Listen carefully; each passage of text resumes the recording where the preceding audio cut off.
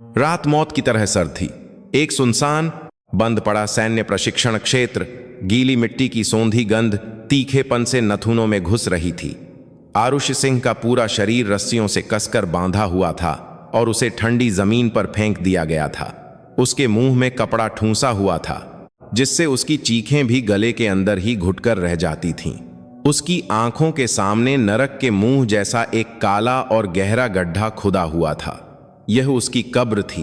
अंधेरे में 5 साये उसे घेरे हुए थे, जानवरों जैसी आंखों वाले 5 सैन्य अधिकारी।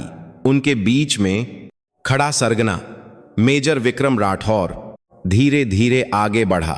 उसने अपने फौजी बूट की नोक से आरुष की पसली पर ठोकर मारी। फिर वह झुका और नफरत भरे हाथों से उसके बाल पकड़कर उसका चेहरा जबरदस्ती ऊपर उठाया। उसकी आंखें सड़ी हुई मछली की तरह धुंधली थीं, लेकिन उनके अंदर एक क्रूर चमक थी। तेरा बाप भी तेरी तरह ही अकड़ता था। उसकी आवाज सांप की फुफकार की तरह धीमी और भयानक थी। हाँ, बिल्कुल ऐसे ही छटपटा रहा था। ट्रेनिंग के दौरान चट्टान से फिसलकर खाई में गिरने से ठीक पहले विक्रम राठौर के होठों पर शैतानी मुस्कान फैल गई। उसने आरुष के बाल पकड़े हुए हाथ को ऐसे छोड़ दिया जैसे कोई कचरा फेंक रहा हो। उसका सिर फिर से ठंडी जमीन से जा टकराया। उसने थोड़ी से गड्ढे की ओर इशारा करते हुए हुक्म दिया, चल अब नीचे जाकर अपने बाप को खुद ही ढूंढ ले। उसके शब्द खत्म होते ही उसके बूट ने बेरहमी से आरुषि की पीठ पर लात मारी। आरुषि का शरीर बेबस होकर गड्ढे में लुढ़क गया। सख्त जमीन से टकराने के झटके से एक पल के लिए उसकी सांस रुक गई। ऊपर देखने पर उसे 5 साये खुद को घूरते हुए दिखे। इसके तुरंत बाद दुनिया की सबसे भयानक आवाज आने लगी, खचाक। उन्होंने एक साथ फावड़े उठाकर मिट्टी डालनी शुरू कर दी। ठंडी और नम मिट्टी के ढेर उसके पैरों पर, पेट पर और फिर चेहरे पर गिरने लगे। उसकी आंखों के सामने पल भर में अंधेरा छा गया। नाक और मुंह में धूल घुसने से सांस लेना मुश्किल हो गया। फेफड़ों के फटने जैसा दर्द, पूरे शरीर पर मिट्टी का वजन, यह जिंदा ताबूत में बंद होने का साक्षात डर था। हवा कम होती जा रही थी। उसका होश धुंधलाने लगा। क्या सब यहीं खत्म हो जाएगा? पिता का बदला तो दूर, क्या वह इतनी बुरी मौत मरेगी? जब निराशा उसके दिल को निगलने ही वाली थी, ठीक उसी आखिरी पल में पीठ के पीछे बौंधे उसके हाथों ने अपनी बची खूची ताकत बटोरी। उंगलियों के सिरे पर एक ठंडा और जाना पहचाना एहसास हुआ। यह उसके पिता की विरासत में मिला एक पुराना कंपास था। उसकी उंगलियां लगभग सुन्न थीं, लेकिन उसने उन्हें हिलाने की पूरी कोशिश की और आखिरकार उसके अंगूठे ने कंपास के बीच में बने छोटे ध्रुव तारे के चिन्ह में छिपे बटन को ढूंढ निकाला। टक! उसने अपनी पूरी ताकत से बटन दबाया। मिट्टी के ढेर के नीचे से आई एक लगभग अनसुनी आवाज, लेकिन यह भारतीय सेना की सर्वोच्च विशेष बल कमान के नियंत्रण कक्ष में विशाल स्क्रीन को हिला देने वाला भाग्य का संकेत था। अपनी बुझती हुई चेतना में आरुष ने उस विशाल तूफान का पूर्वाभास कर लिया जो उसे खोजने आएगा। यह उसकी कब्र नहीं, बल्कि नरक का दरवाजा खोलने का संकेत था। आरुष की यादों में उसके पिता हमेशा पसीने, धूल और एक गर्मजोशी भरी मुस्कान से सराबोर रहते थे। भारतीय सेना की पैरा स्पेशल फोर्सेज के जीवित किंवदंती हवलदार मेजर जोरावर सिंह, जो अपने उपनाम शेर ए हिंद से ज्यादा मशहूर थे। वह अपनी बेटी के लिए पूरी दुनिया थे और सबसे बड़े गुरु भी। आरुष्य का बचपन गुड़ियों के खेल या घर खेलने के बजाय अपने पिता के साथ कठोर प्रशिक्षण में बीता था। सुबह 5 बजे सूरज निकलने से भी पहले उसके पिता हमेशा छोटी आरुषि को जगाकर पहाड़ों पर दौड़ने ले जाते थे। शुरुआत में पिता के कदमों का साथ देना मुश्किल होता था और वह हांफते हुए अक्सर बैठ जाती थी। तब उसके पिता आगे इंतजार नहीं करते थे। इसके बजाय वे धीमी लेकिन फौलादी आवाज में कहते थे, उठ आरुषि, जिस्म की हदें दिमाग तय करता है। अपने अंदर के शेर को जगा। उनकी आवाज में महज प्रोत्साहन से बढ़कर अपनी बेटी के लिए गहरा विश्वास था। आरुष सिर्फ अपने पिता को निराश न करने के इरादे से अपने आंसू पीकर फिर से उठकर दौड़ पड़ती थी। पहाड़ की चोटी पर पहुंचने पर पिता पसीने से भीगी अपनी बेटी के सिर पर अपने खुरदुरे हाथों से थपकी देते और कहते, शाबाश मेरी बेटी, मैं तुम्हें इतना मजबूत बना दूंगा कि दुनिया का कोई भी खतरा तुम्हें तोड़ न सके। उनका प्रशिक्षण केवल शारीरिक सहन शक्ति का नहीं था, जीवित रहने की कला, छिपने की तकनीक, दिशा, ज्ञान और निहत्थे लड़ने की कला। उन्होंने युद्ध के मैदान में अपने खून और जान से सीखी हर चीज अपनी बेटी को सिखा दी। कभी कभी यह इतना कठोर होता कि आंखों में आंसू आ जाते, लेकिन प्रशिक्षण खत्म होने के बाद पिता हमेशा गर्म दाल रोटी बनाकर खिलाते और एक प्यारे पिता बन जाते। इस विरोधाभास में आरुषि ने महसूस किया कि उसके पिता उसे कितना गहरा प्यार करते हैं। यह किसी भी आने वाले खतरे से अपनी बेटी की रक्षा के लिए एक पिता का बेताब तरीका था। ऐसे फौलादी पिता का इतनी आसानी से दुनिया छोड़ देना एक बरसात की दोपहर की बात थी। नियमित चट्टान चढ़ाई प्रशिक्षण के दौरान पैर फिसलने से हुई एक साधारण दुर्घटना सेना द्वारा दिया गया मौत का आधिकारिक कारण यही था, लेकिन आरुष को विश्वास नहीं हुआ। नहीं, उसने विश्वास नहीं किया। शेर ए हिंद जोरावर सिंह वह व्यक्ति थे जो आंखें बंद करके भी उस चट्टान पर चढ़ और उतर सकते थे। यह सोचना भी बेतुका था कि वह एक नए रंगरूट जैसी गलती करके अपनी जान गंवा देंगे। कुछ तो गलत था, बहुत गलत। पिता का अंतिम संस्कार पूरे सैन्य सम्मान के साथ किया गया। मूसलाधार बारिश में कई सैनिक श्रद्धांजलि देने आए, लेकिन उनकी सांत्वना आरुष के कानों तक नहीं पहुंची। उसका दिमाग पूरी तरह से शक और गुस्से से भरा हुआ था। अपने पिता के ताबूत को पकड़कर रोते हुए भी वह अपने पास से गुजरते पिता के साथी अधिकारियों के चेहरों को एक एक करके देख रही थी। दुखी चेहरों के बीच वह कुछ छिपाने की कोशिश कर रहे सूक्ष्म भावों को पढ़ने की कोशिश कर रही थी। जब सब चले गए तो एक जनरल उसके पास आए। कठोर रेखाओं और गहरी झुर्रियों वाला चट्टान जैसा चेहरा, वह उसके पिता के तत्कालीन वरिष्ठ अधिकारी विशेष बल कमान के ब्रिगेडियर जनरल अर्जुन खन्ना थे। उन्होंने दूसरों की तरह औपचारिक सांत्वना नहीं दी। इसके बजाय उन्होंने दुख और गुस्से से भरी भारी आंखों से आरुष को देर तक देखा। वह कमांडर थे जिन पर जोरावर सिंह सबसे ज्यादा भरोसा करते थे और जो उनके लिए सगे भाई जैसे थे। जनरल अर्जुन खन्ना ने चुपचाप अपनी वर्दी की जेब से एक पुराना घिसा पिटा कंपास निकाला और आरुष के हाथ में थमा दिया। यह पिता की निशानी थी, वह चीज जिसे वह जीवन भर अपने साथ रखते थे और युद्ध के मैदान में अपना मार्गदर्शक मानते थे। अंकल। आरुष की आवाज कांप रही थी।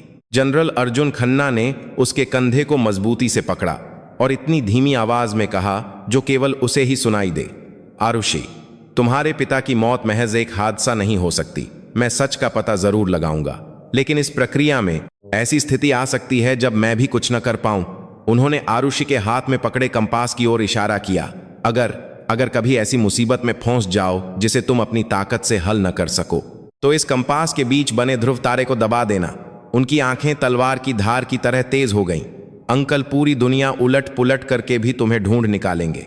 यह सिर्फ एक वादा नहीं था, यह एक व्यक्ति द्वारा अपनी जान और सम्मान की शपथ थी।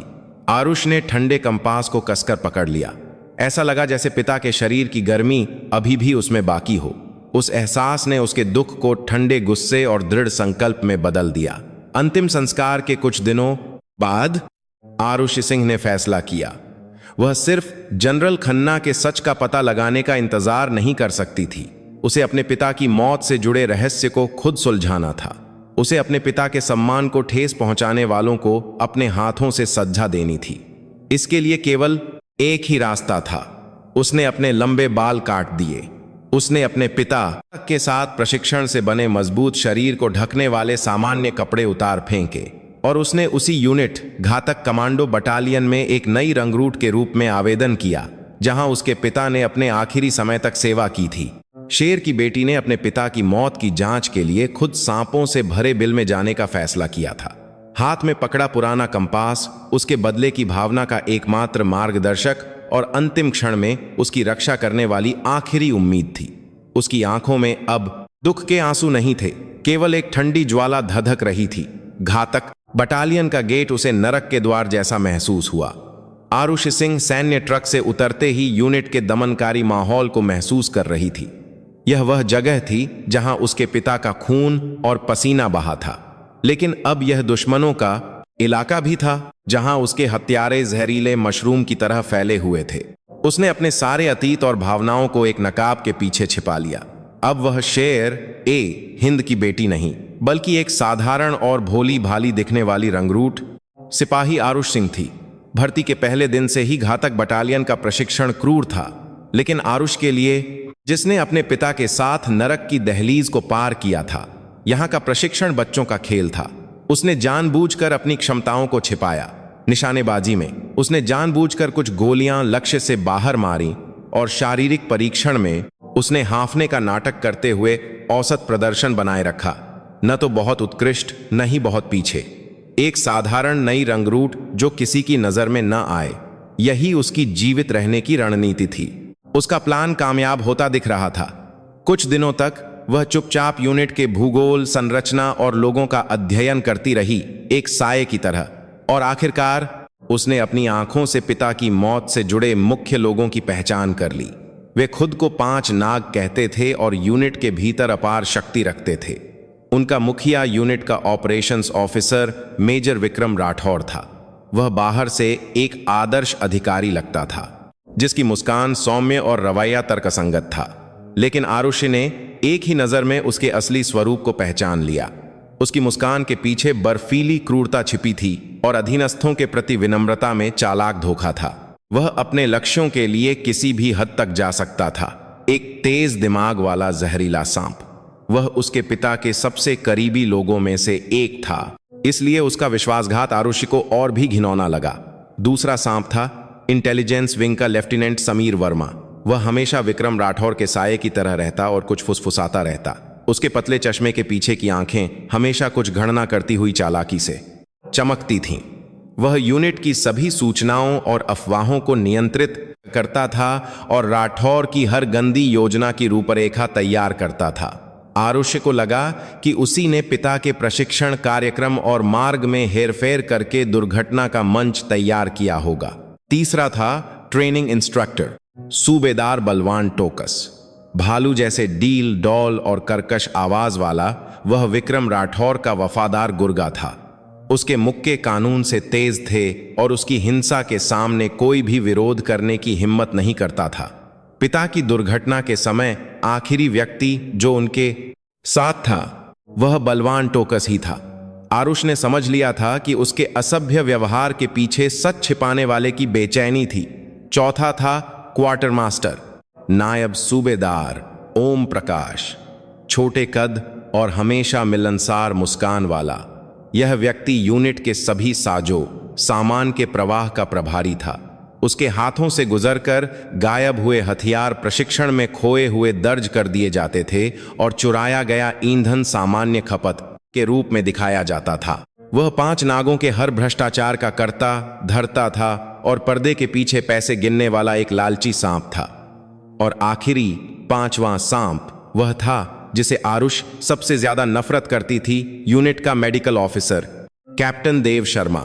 वह सफेद डॉक्टर का कोट पहनता था, लेकिन उसके हाथ जीवन बचाने के बजाय मौत को छिपाने के लिए इस्तेमाल होते थे। उसी ने पिता के शव का सबसे पहले निरीक्षण किया था और साधारण गिरने से खोपड़ी में फ्रैक्चर का झूठा मृत्यु प्रमाण पत्र जारी किया था। उसकी पाखंडी मुस्कान के पीछे सच को दफनाने वाले की कायरता छिपी थी। जैसे आरुष ने उनकी मौजूदगी को पहचाना, वैसे ही उन्होंने भी आरुष को पहचान लिया। जोरावर सिंह की बेटी के एक नई रंगरूट के रूप में भर्ती होने की खबर पल भर में पूरी यूनिट में फैल गई। एक दोपहर जब आरुष अकेले अपनी राइफल साफ कर रही थी, तो 5 नाग ऐसे इकट्ठे हुए जैसे कोई योजना बनाई हो। सबसे पहले मेजर विक्रम राठौर ने बात की। उसने अपनी खास सौम्य मुस्कान के साथ आरुषि के कंधे पर हल्के से थपथपाया। तो तुम हवलदार साहब की बेटी हो, बिल्कुल अपने पिता पर गई हो, खासकर तुम्हारी चांद आंखें। उसके स्पर्श से आरुषि के पूरे शरीर में सिहरन दौड़ गई। ऐसा लगा जैसे कोई सांप उसके शरीर को चाट रहा हो। तुम्हारे पिता के साथ जो हुआ वह बहुत दुखद है। यूनिट का बड़ा नुकसान हुआ। वह बहुत सिद्धांतों वाले व्यक्ति थे, लेकिन कभी कभी उनका दुस्साहस ही उनकी कमजोरी बन जाता था। उसके शब्द सांत्वना जैसे लग रहे थे, लेकिन उनका अर्थ चालाकी से पिता के सम्मान को ठेस पहुंचाना था। वह यह जताना चाह रहा था कि पिता ने अपने दुस्साहस के कारण खुद मौत को बुलावा दिया था। सूबेदार बलवान टोकस ने बगल से कहा। उसने मुंह में चबा रहे च्युइंग गम को थूकते हुए घमंड से कहा, तेरा बाप आखिरी वक्त में भी बहुत बहादुर था, एक बार भी नहीं चीखा। खैर, चीखने का वक्त भी कहां मिला होगा उसे। हा, उसकी घटिया मजाक पर बाकी सब हौंस पड़े। यह एक साफ मजाक और एक तरह की पड़ताल थी। हम सब जानते हैं। तुम क्या जानती हो?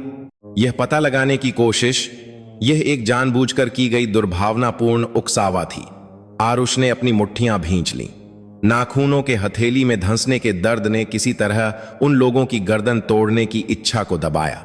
उसने सिर उठाकर जितना हो सके भोला और डरा हुआ चेहरा बनाया। जी, मैंने सुना है कि मेरे पिता की मृत्यु एक दुर्भाग्यपूर्ण दुर्घटना में हुई थी। उसके कंधे हल्के से कांप रहे थे और उसकी आवाज ऐसी थी जैसे वह अभी रो पड़ेगी। यह एक उत्तम अभिनय था। उसके अभिनय पर विक्रम राठौर ने एक पल के लिए शक की निगाह से देखा, लेकिन फिर संतोषजनक ढंग से मुस्कुराया। उसने शायद मान लिया था कि आरुषि सिर्फ अपने पिता को खोने के दुख में डूबी एक भोली भाली कमजोर लड़की है। हाँ, एक हादसा था, एक भयानक हादसा। इसीलिए तुम्हें भी अपना ख्याल रखना चाहिए।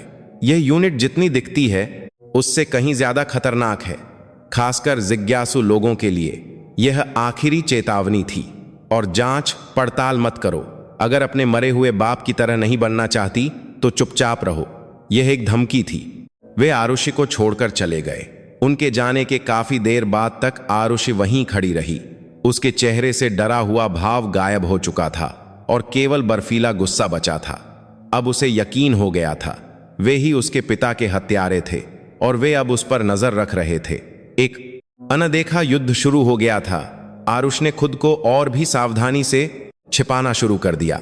दिन में वह एक भोली रंगरूट थी और रात में अपने पिता की मौत के सुराग खोजने वाली एक तेज तर्रार जासूस। वह उनकी बातें सुनती, उनके दफ्तरों में घुसकर कागजात खंगालती, लेकिन वे सांपों की तरह चालाक थे।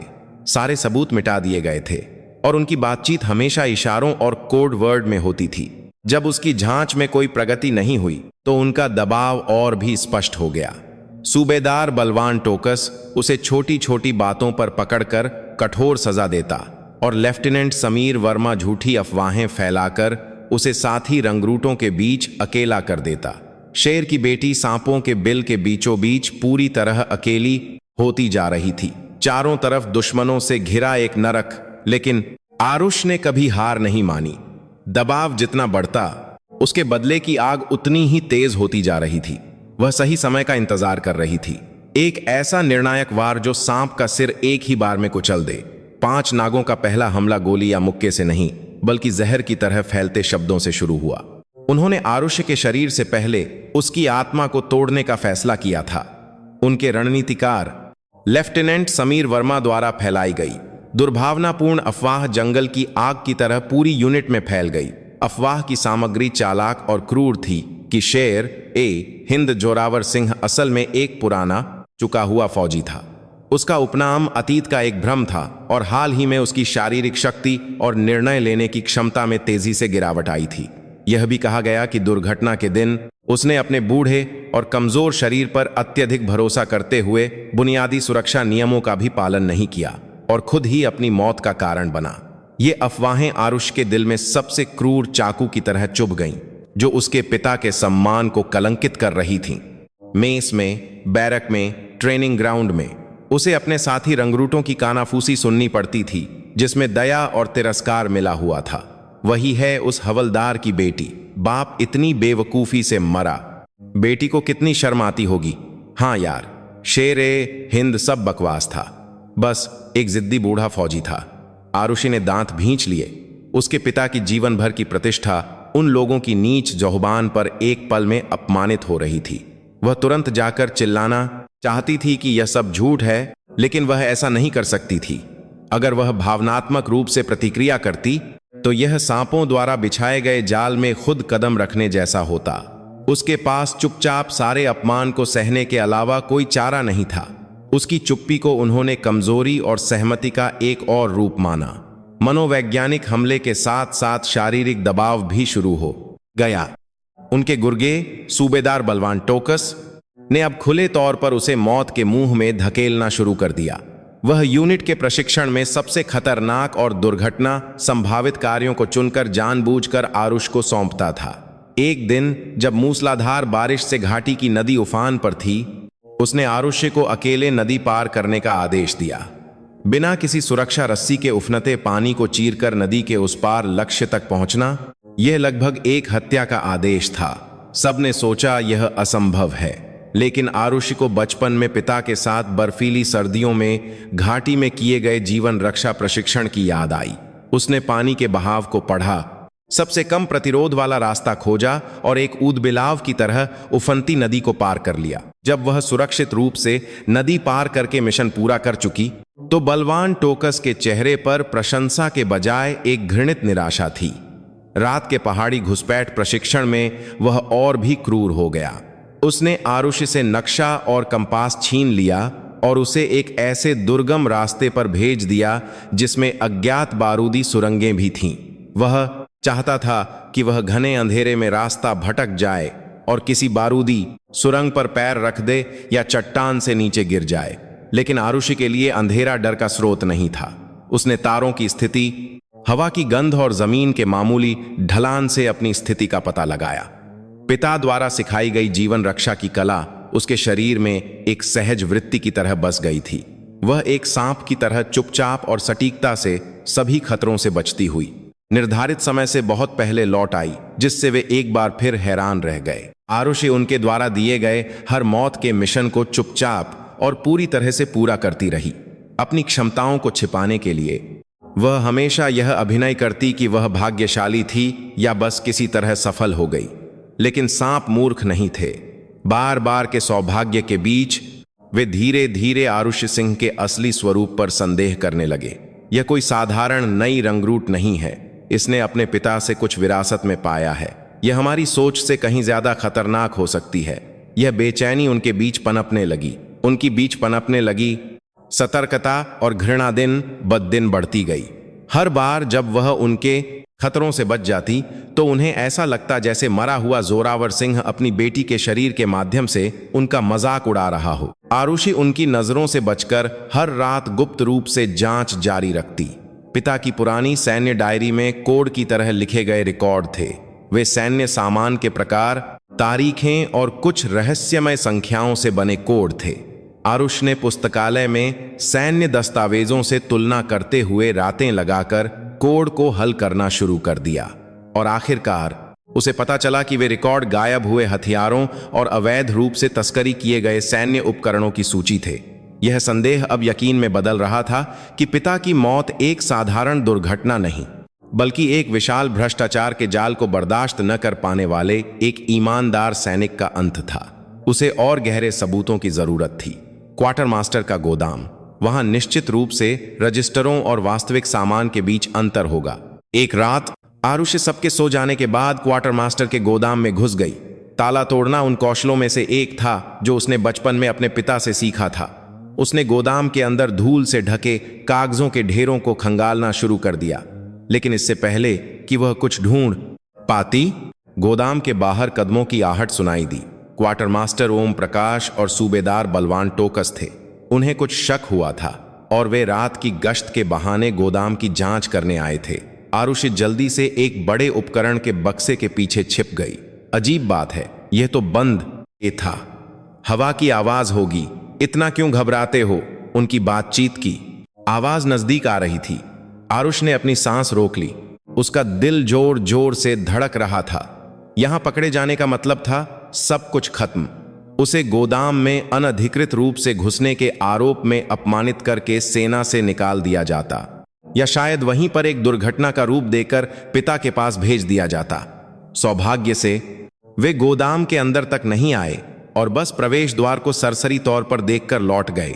जब उनके कदमों की आहट पूरी तरह से दूर हो गई, तब आरुषि तनाव से अकड़े अपने शरीर को हिला पाई। ठंडे पसीने की एक धार उसकी पीठ पर बह रही थी। वह खाली हाथ नहीं लौट सकती थी। उसने अंधेरे में फिर से कागजात खंगालना शुरू किया और आखिरकार उसे एक अनौपचारिक रजिस्टर मिला जो दोहरे हिसाब किताब के लिए बनाया गया लगता था। उसने उस रजिस्टर को अपनी वर्दी में छिपाया और चुपचाप गोदाम से बाहर निकल गई। अपने बिस्तर पर लौटकर आरुष ने कांपते हाथों से रजिस्टर खोला।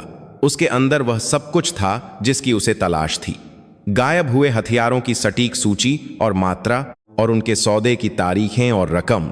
यह सिर्फ भ्रष्टाचार नहीं था, यह देश की रक्षा प्रणाली को खोखला करने वाला एक स्पष्ट देशद्रोह था। और रजिस्टर के आखिरी पन्ने पर पांचों के नाम साफ साफ हस्ताक्षर किए हुए थे। 5 नाग। यह एक आदर्श सबूत था जिसमें उन्होंने खुद अपने अपराधों को दर्ज किया था। आरुषि ने रजिस्टर को सीने से लगा लिया। इसके साथ वह अपने पिता के हत्यारों से बदला ले सकती थी और उनका सम्मान वापस पा सकती थी, लेकिन साथ ही उसे यह भी एहसास हुआ कि अब उसने सांप की पूंछ नहीं बल्कि उसका दिल पकड़ लिया है। अब वे उसे परखने या परेशान करने की कोशिश नहीं करेंगे। वे अपनी जान बचाने के लिए किसी भी कीमत पर उसे खत्म करने की कोशिश करेंगे। एक अपरिहार्य अंतिम लड़ाई अब बस सामने थी। रात एक जानवर की तरह चुपचाप दुबकी हुई थी। आरुष सिंह अपनी बैरक में बिस्तर पर लेटी थी, लेकिन नींद एक पल के लिए भी नहीं आई। उसकी वर्दी के अंदर गहराई में उसकी किस्मत, उसके पिता का सम्मान और 5 नागों की जान की डोर वाला अनौपचारिक गौरे रजिस्टर ठंडा पड़ा था। अंधेरे में उसकी आंखें चमक रही थीं। अब सारी तैयारी पूरी हो चुकी थी। कल सुबह नियमित रूप से यूनिट का दौरा करने वाले निगरानी विभाग के अधिकारी को यह रजिस्टर सौंपते ही सब कुछ खत्म हो जाएगा। लंबे समय से चल रहे बदले की शुरुआत का अंततः पर्दा गिरने वाला था। वह अभी तक नहीं जानती थी। जिस पल उसने सोचा कि उसने सांप का दिल पकड़ लिया है, उसी पल वह असल में खुद सांप के मुंह के बीचों बीच चली गई थी। उसी समय यूनिट मुख्यालय में मेजर विक्रम राठौर का दफ्तर कमरा सिगरेट के धुएं से भरा हुआ था। 5 नाग के सभी सदस्य वहां मौजूद थे। उनके चेहरों पर पहले वाली निश्चिंतता और घमंड के बजाय बेचैनी और हत्या की भावना थी। कमरे के बीच में रखी मेज पर लैपटॉप की स्क्रीन पर क्वार्टर मास्टर के गोदाम का सीसीटीवी फुटेज बार बार चल रहा था। फुटेज में आरुषि एक भूत की तरह अंधेरे में प्रकट होती, कागजात खंगालती और आखिरकार एक रजिस्टर अपनी वर्दी में छिपाकर गायब हो जाती। लानत है, सूबेदार बलवान टोकस ने अपनी भारी मुट्ठी से मेज पर मारा। उस छोटी कुतिया ने आखिर ढूंढ ही लिया। उसे कैसे पता चला कि हमने दोहरा रजिस्टर कहां छिपाया था? क्वार्टर मास्टर ओम प्रकाश का चेहरा सफेद पड़ गया था और वह अपने नाखून चबा रहा था। उसके माथे से पसीना बह रहा था। खत्म हो गया, हम सब अब खत्म हो गए, चुप रहो। विक्रम राठौर ने सांप जैसी ठंडी आवाज में उसकी बात काटी। अभी कुछ भी खत्म नहीं हुआ है। वह अन्य सदस्यों के विपरीत, जो घबराए हुए थे, भयानक रूप से शांत था, लेकिन उसकी आंखें पहले से कहीं ज्यादा गहरी और खतरनाक चमक रही थीं। उसने सिगरेट का एक गहरा कश लिया और धीरे धीरे धुआं छोड़ते हुए कहा, बस उम्मीद से थोड़ा ज्यादा झंझट हो गया है। चूहा बिल में ज्यादा अंदर घुस गया है, तो बिल को ही दफन कर दो। उसकी बात पर सबकी नजरें उस पर टिक गईं। मेडिकल ऑफिसर कैप्टन देव शर्मा ने कांपती आवाज में पूछा, मेजर साहब, क्या आप उसे भी जोरावर सिंह की तरह ही? विक्रम राठौर ने घूमकर उसे घूरा। उसकी आंखों में नफरत थी।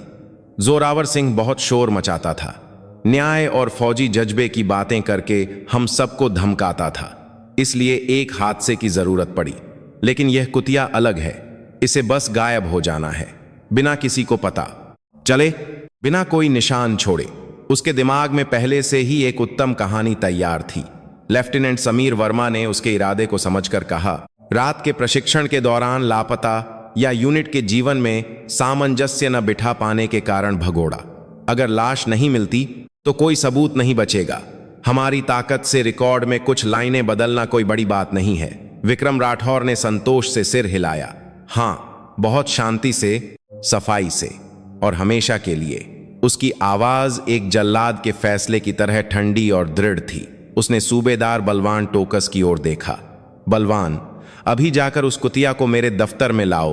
रात के विशेष प्रशिक्षण के बहाने किसी को शक न हो। जी मेजर साहब। बलवान टोकस जवाब देते हुए उठा। उसके चेहरे पर एक क्रूर मुस्कान थी। आखिरकार उस आंखों की किरकिरी बनी कुतिया को कानूनी तौर पर कुचलने का मौका मिल ही गया था। आरुषि गहरी सोच में डूबी थी। तभी अचानक बैरक का दरवाजा खुला और सूबेदार बलवान टोकस अंदर आया। उसके आने से सो रहे अन्य रंगरूट चौंक कर उठ बैठे।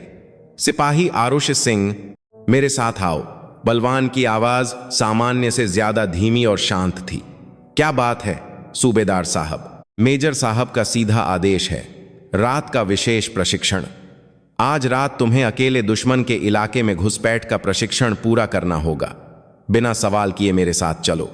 गहरी रात में कमांडर का सीधा आदेश, और वह भी अकेले। आरुषि के पूरे शरीर में खतरे की घंटी बज गई। यह कोई औपचारिक प्रशिक्षण नहीं था, यह एक जाल था। वे आखिरकार हरकत में आ गए थे, ठीक उसी रात जब उसे रजिस्टर मिला था। क्या मैं पकड़ी गई? उसका दिल ठंडा पड़ गया, लेकिन उसने बाहर से अनजान होने का नाटक करते हुए चुपचाप उठ खड़ी हुई। यहां विरोध करना मूर्खता होती। ठीक है सूबेदार साहब। आरुष ने अपनी वर्दी पहनते हुए चुपके से रजिस्टर को अपने बूट के अंदर गहराई में छिपा दिया और उसने पिता के कंपास वाली जेब को एक बार फिर से जांचा। वह बलवान टोकस के पीछे पीछे अंधेरे गलियारे में चली। यूनिट में मौत जैसा सन्नाटा था और केवल उन दोनों के बूटों की आवाज ठंडक से गूंज रही थी। वह मेजर विक्रम राठौर के दफ्तर में पहुंची। कमरे में 5 नाग के सभी सदस्य मौजूद थे। वे बिना कुछ कहे एक शिकारी की तरह ठंडी आंखों से उसे देख रहे थे, जैसे वह उनका शिकार हो। विक्रम राठौर कुर्सी पर बैठे बैठे बोला, थक गई हो सिपाही आरुषि?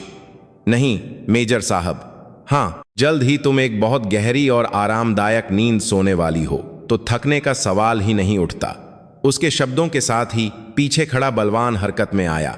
उसने आरुषि को प्रतिक्रिया करने का मौका दिए बिना एक मोटे तौलिए से उसका मुंह बंद कर दिया।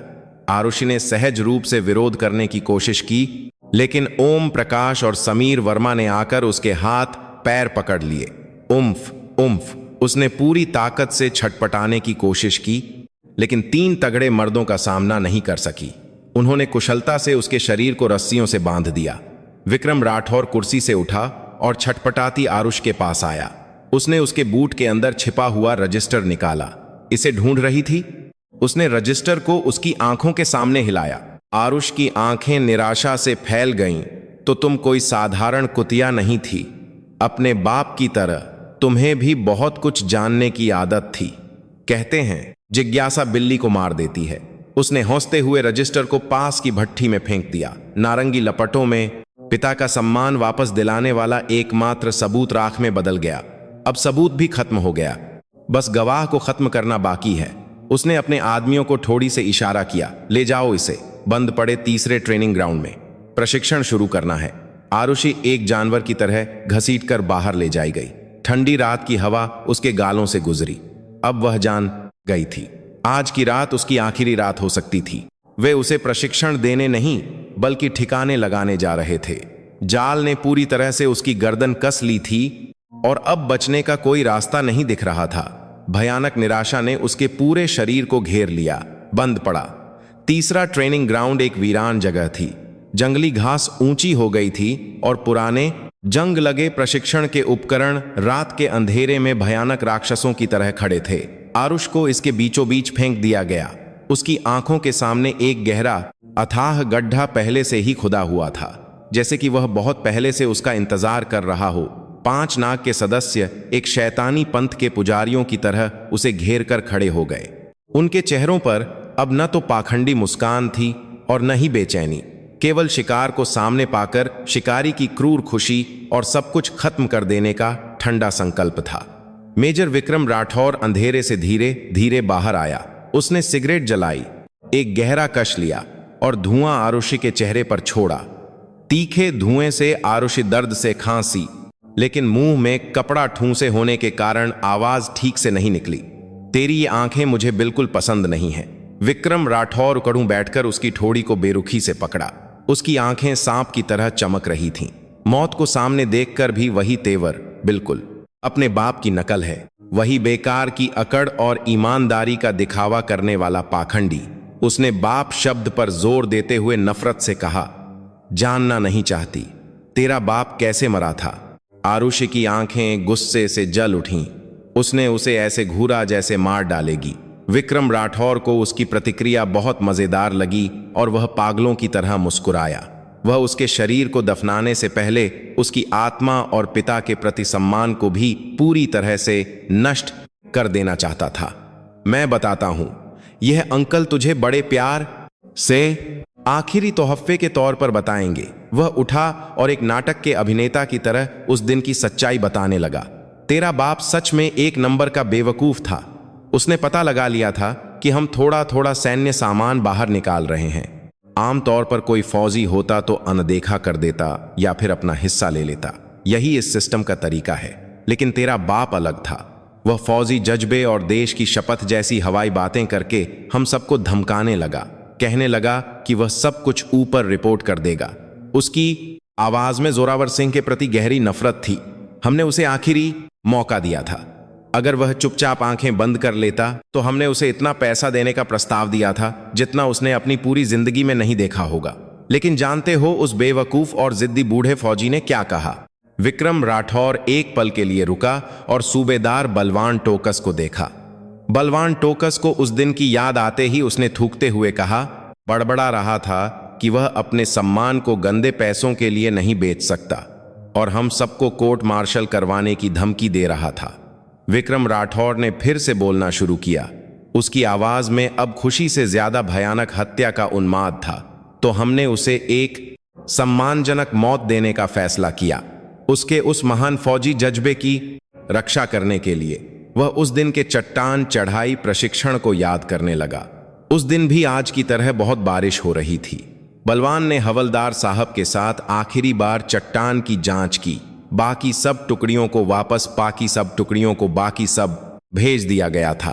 तेरा बाप आखिरी दम तक हमें समझाने की कोशिश कर रहा था कि अभी भी देर नहीं हुई है, आत्मसमर्पण कर दो। सच में वह एक घिनौना पाखंडी था। विक्रम राठौर की आंखें चमकी।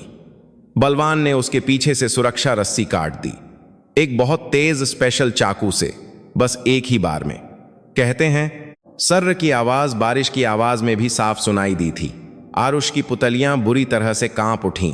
यह वह पल था जब उसने दुश्मन के मुंह से सुना कि पिता की मौत हादसा नहीं बल्कि एक साफ हत्या थी। पूरे शरीर का खून उल्टा बहने लगा और गुस्सा और दुख उस पर हावी हो गया। तेरा बाप आखिरी पलों में उतना वीर नहीं था। मेडिकल ऑफिसर देव शर्मा ने चश्मा ठीक करते हुए नीचता से हंसा। जब उसे पता चला कि रस्सी कट गई है तो वह शेर ए हिंद कितना डरकर चीखा था, तुम सोच भी नहीं सकती। गिरने के बाद भी वह तुरंत नहीं मरा था। टूटी हुई हड्डी फेफड़े में घुस गई थी और वह खून की उल्टियां करते हुए काफी देर तक तड़पता रहा। मैंने खुद देखा था और डेथ सर्टिफिकेट में बड़े करीने से लिख दिया, गिरने से खोपड़ी में फ्रैक्चर। हा, उनकी पागलों जैसी हंसी पूरे ट्रेनिंग ग्राउंड में गूंज गई। वे आरुषि को प्रताड़ित कर रहे थे, शारीरिक हिंसा से नहीं बल्कि दुनिया की सबसे क्रूर सच्चाई को हथियार बनाकर। वे उसकी आत्मा को तार तार कर रहे थे। वे उसके दिमाग में यह बात बैठा रहे थे कि उसके पिता का सबसे वीर विश्वास एक सबसे दयनीय और घिनौनी मौत में खत्म हुआ था। तो अब समझी। विक्रम राठौर फिर से आरुषि के सामने उकड़ू बैठ गया। उसने उंगली से उसके गाल पर बहते आंसू पोंछने का नाटक करते हुए उसके कान में फुसफुसाया, न्याय जैसी चीजों में कोई दम नहीं होता। यह दुनिया आखिरकार हम जैसे ताकतवर और चालाक लोगों की है। तेरा बाप यह नहीं जानता था इसलिए वह मरा, और तुम भी यह नहीं जानती इसलिए तुम आज यहां मर रही हो। वह उठा। तेरा बाप तो चिल्लाया भी था, तुम तो वह भी नहीं कर सकती। खैर कोई बात नहीं, वैसे भी तुम्हारी आवाज सुनने वाला कोई नहीं है। उसने गड्ढे की ओर थोड़ी से इशारा किया। चलो अब खत्म करते हैं। नीचे जाकर अपने उस बेवकूफ बाप को सलाम कहना। बलवान टोकस और समीर वर्मा ने जैसे इंतजार ही कर रहे थे, आरुष के शरीर को उठाया और फिर कचरे की तरह उसे गड्ढे में फेंक दिया। धम, उसका शरीर ठंडी नम मिट्टी पर जा गिरा। ऊपर देखने पर उसे 5 शैतानों के साये दिखे। उनके चेहरों पर जरा भी अपराध बोध या दया नहीं थी, बस अपने रहस्य को बचाने के लिए एक कीड़े को मारने जैसा भावहीन और ठंडा चेहरा था। खचाक, मिट्टी गिरने लगी। आरुष ने अंधेरे में आंखें बंद कर लीं। उनके क्रूर शब्द भूतों की तरह कानों में गूंज रहे थे। पिता के प्रति सम्मान, बदले की इच्छा, जीने की उम्मीद, सब कुछ बिखरता हुआ महसूस हो रहा था। उसकी आत्मा उसके शरीर के दफन होने से पहले ही गहरी जमीन में धंस रही थी। विक्रम राठौर के क्रूर कबूलनामे के बाद जब वे आरुष को गड्ढे की ओर घसीट रहे थे, ठीक उसी पल निराशा और गुस्से में जब आरुष ने सोच लिया था कि सब खत्म हो गया, तभी उसके कानों में पिता की आवाज एक भ्रम की तरह गूंजी। उठ आरुषि, जिस्म की हदें दिमाग तय करता है। अपने अंदर के शेर को जगा। हाँ, उसके पिता कभी भी इतनी बेबसी से नहीं मरते।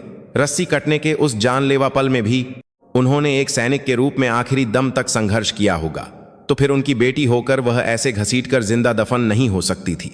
बदला तो दूर, वह पिता के सम्मान पर कीचड़ नहीं उछाल सकती थी। पल भर में उसकी आंखों की चमक बदल गई। निराशा से भरी आंखों से सारी भावनाएं गायब हो गईं।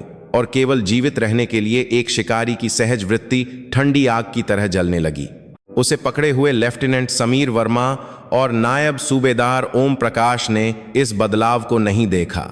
वे अभी भी उसे एक कमजोर शिकार मान रहे थे जिसकी प्रतिरोध करने की इच्छा टूट चुकी थी। यही उनकी जानलेवा गलती थी। आरुष ने अपना शरीर ढीला छोड़ दिया, जैसे को मनला में लाके उसने सब कुछ त्याग दिया हो। उसके वजन से बेफिक्र ओम प्रकाश की पकड़ जैसे ही थोड़ी ढीली हुई, आरुष का शरीर एक स्प्रिंग की तरह उछला। उसने अपना सिर जोर से पीछे की ओर झटका और ओम प्रकाश की नाक की हड्डी तोड़ दी। कराह की चीख के साथ ओम प्रकाश अपना चेहरा पकड़कर पीछे गिर गया। उसी समय उसने अपना शरीर घुमाकर समीर वर्मा का हाथ मरोड़ा और उसकी पकड़ से छूट गई, और बिना किसी हिचकिचाहट के उसने उसके सबसे कमजोर हिस्से घुटने के जोड़ पर अपने बूट से जोरदार लात मारी। कड़क हड्डी टूटने की भयानक आवाज के साथ समीर वर्मा चीखते हुए जमीन पर गिर गया। हरामजादी। अचानक हुई इस घटना से घबराया हुआ सूबेदार बलवान टोकस होश में आया और उसकी ओर दौड़ा। उसने अपने भालू जैसे शरीर पर भरोसा करते हुए आरुष को ताकत से काबू करने की कोशिश की, लेकिन आरुष ने उससे सीधी टक्कर नहीं ली। उसने पिता से सीखी विशेष युद्ध कला का प्रदर्शन किया। उसका शरीर पानी की तरह लचीला था और वह बलवान के भारी मुक्के से बचकर उसके करीब पहुंच गई। फिर उसने अपनी कोहनी से उसकी छाती के बीचों बीच सटीक वार किया। उफ! बलवान का विशाल शरीर एक पल के लिए रुक गया और वह ठीक से सांस नहीं ले पा रहा था। आरुषि ने इस मौके को नहीं गंवाया और उसकी कमर पर लगी सेना की खंजर निकाल ली। ठंडे स्टील का एहसास उसके हाथ में आते ही बाजी पूरी तरह से पलट गई। सब पीछे हटो। मेजर विक्रम राठौर ने घबराकर चिल्लाते हुए अपनी पिस्तौल निकाल ली। मेडिकल ऑफिसर देव शर्मा पहले ही डरकर पीछे हट चुका था। अब स्थिति 5 के मुकाबले 1 की नहीं थी। यह 4 सशस्त्र सैनिकों और उनसे भी ज्यादा खतरनाक एक घायल शेरनी के बीच का मुकाबला था। आरुषि ने नीची मुद्रा अपनाई और एक शिकारी की तरह धीरे धीरे चक्कर काटते हुए उन्हें घूरने लगी। उसकी नीली ट्रेनिंग की वर्दी धूल से गंदी थी, लेकिन इस समय वह किसी भी जनरल से ज्यादा प्रभावशाली लग रही थी। आरुषि सिंह, खंजर फेंक दो, यह हुक्म है। विक्रम राठौर चिल्लाया, लेकिन उसकी आवाज में हल्की सी कांपन थी। अब उसे एहसास हो गया था कि वह किसी साधारण रंगरूट से नहीं, बल्कि एक ऐसे दैत्य से लड़ रहा है जिसे युद्ध के मैदान में अनगिनत दुश्मनों का सामना करने वाले शेर ए हिंद की कला और जज्बा विरासत में मिला है। हुक्म? आरुषि पहली बार बोली। उसकी आवाज गुस्से और दुख से फटी हुई थी, लेकिन उसमें फौलादी इरादा था। देशद्रोहियों से हुक्म लेने की कोई जरूरत नहीं है। यह कहते ही बलवान टोकस फिर से चिल्लाते हुए दौड़ा। वह दर्द भूलकर बस उसे मारने के इरादे से मुक्का चला रहा था। आरुष ने झुककर उसका मुक्का बचाया और साथ ही उसके हाथ की नस को खंजर से काट दिया। आ! बलवान टोकस चीखते हुए अपना हाथ पकड़ लिया। उसके हाथ से खून का फव्वारा फूट पड़ा। वह लड़ने में अक्षम होकर जमीन पर गिर गया। धाएं! उसी पल विक्रम राठौर की पिस्तौल से गोली चली। गोली आरुष के कंधे को छूकर निकल गई। फटने जैसा दर्द हुआ, लेकिन आरुषि एक बार भी नहीं चीखी। वह गोली की आवाज की दिशा में राठौर की ओर झपटी।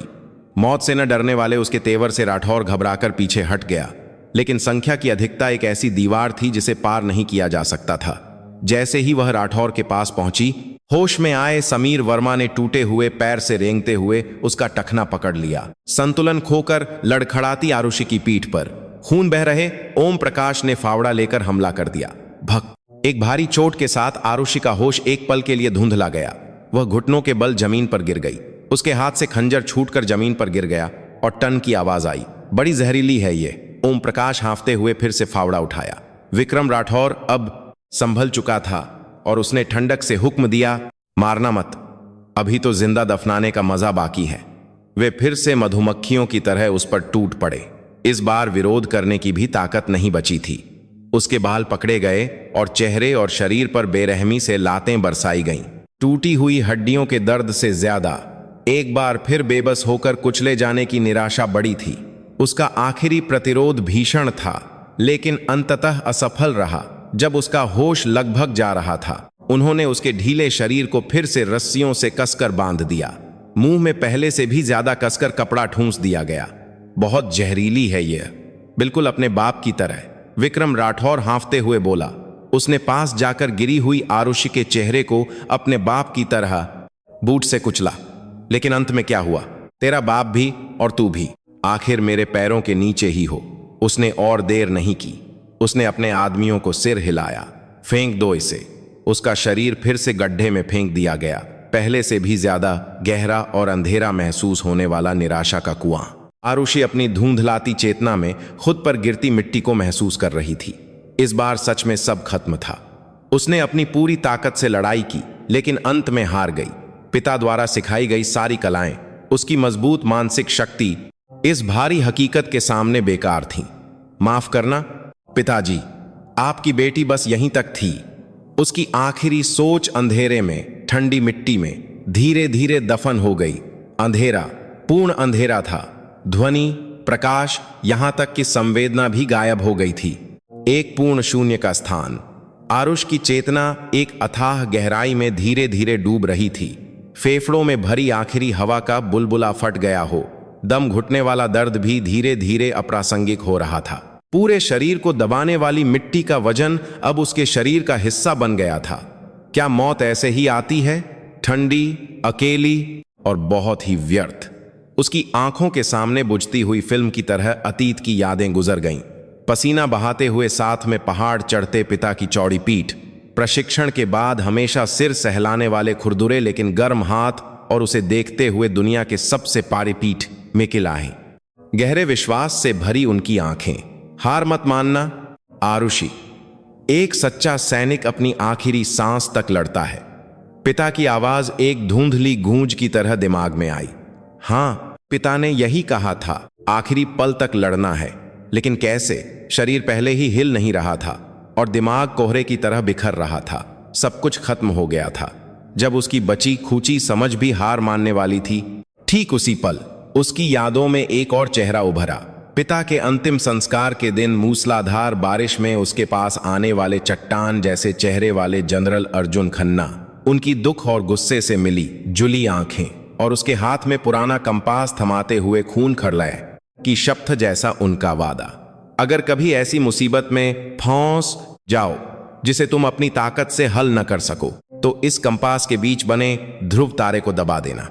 अंकल पूरी दुनिया उलट पुलट करके भी तुम्हें ढूंढ निकालेंगे। कंपास। यह शब्द उसकी बुझती चेतना पर बिजली की तरह गिरा। जैसे किसी मरते हुए व्यक्ति के दिल पर बिजली का झटका लगा हो। उसका दिमाग चमक उठा। कंपास। उसके पास अभी भी एक आखिरी उपाय था। पिता की विरासत और जनरल खन्ना के वादे से भरी आखिरी उम्मीद। उसने बेतहाशा अपनी इंद्रियों को वापस पाने की कोशिश की। पीठ के पीछे बौंधी उंगलियों के सिरों पर सारा ध्यान केंद्रित किया।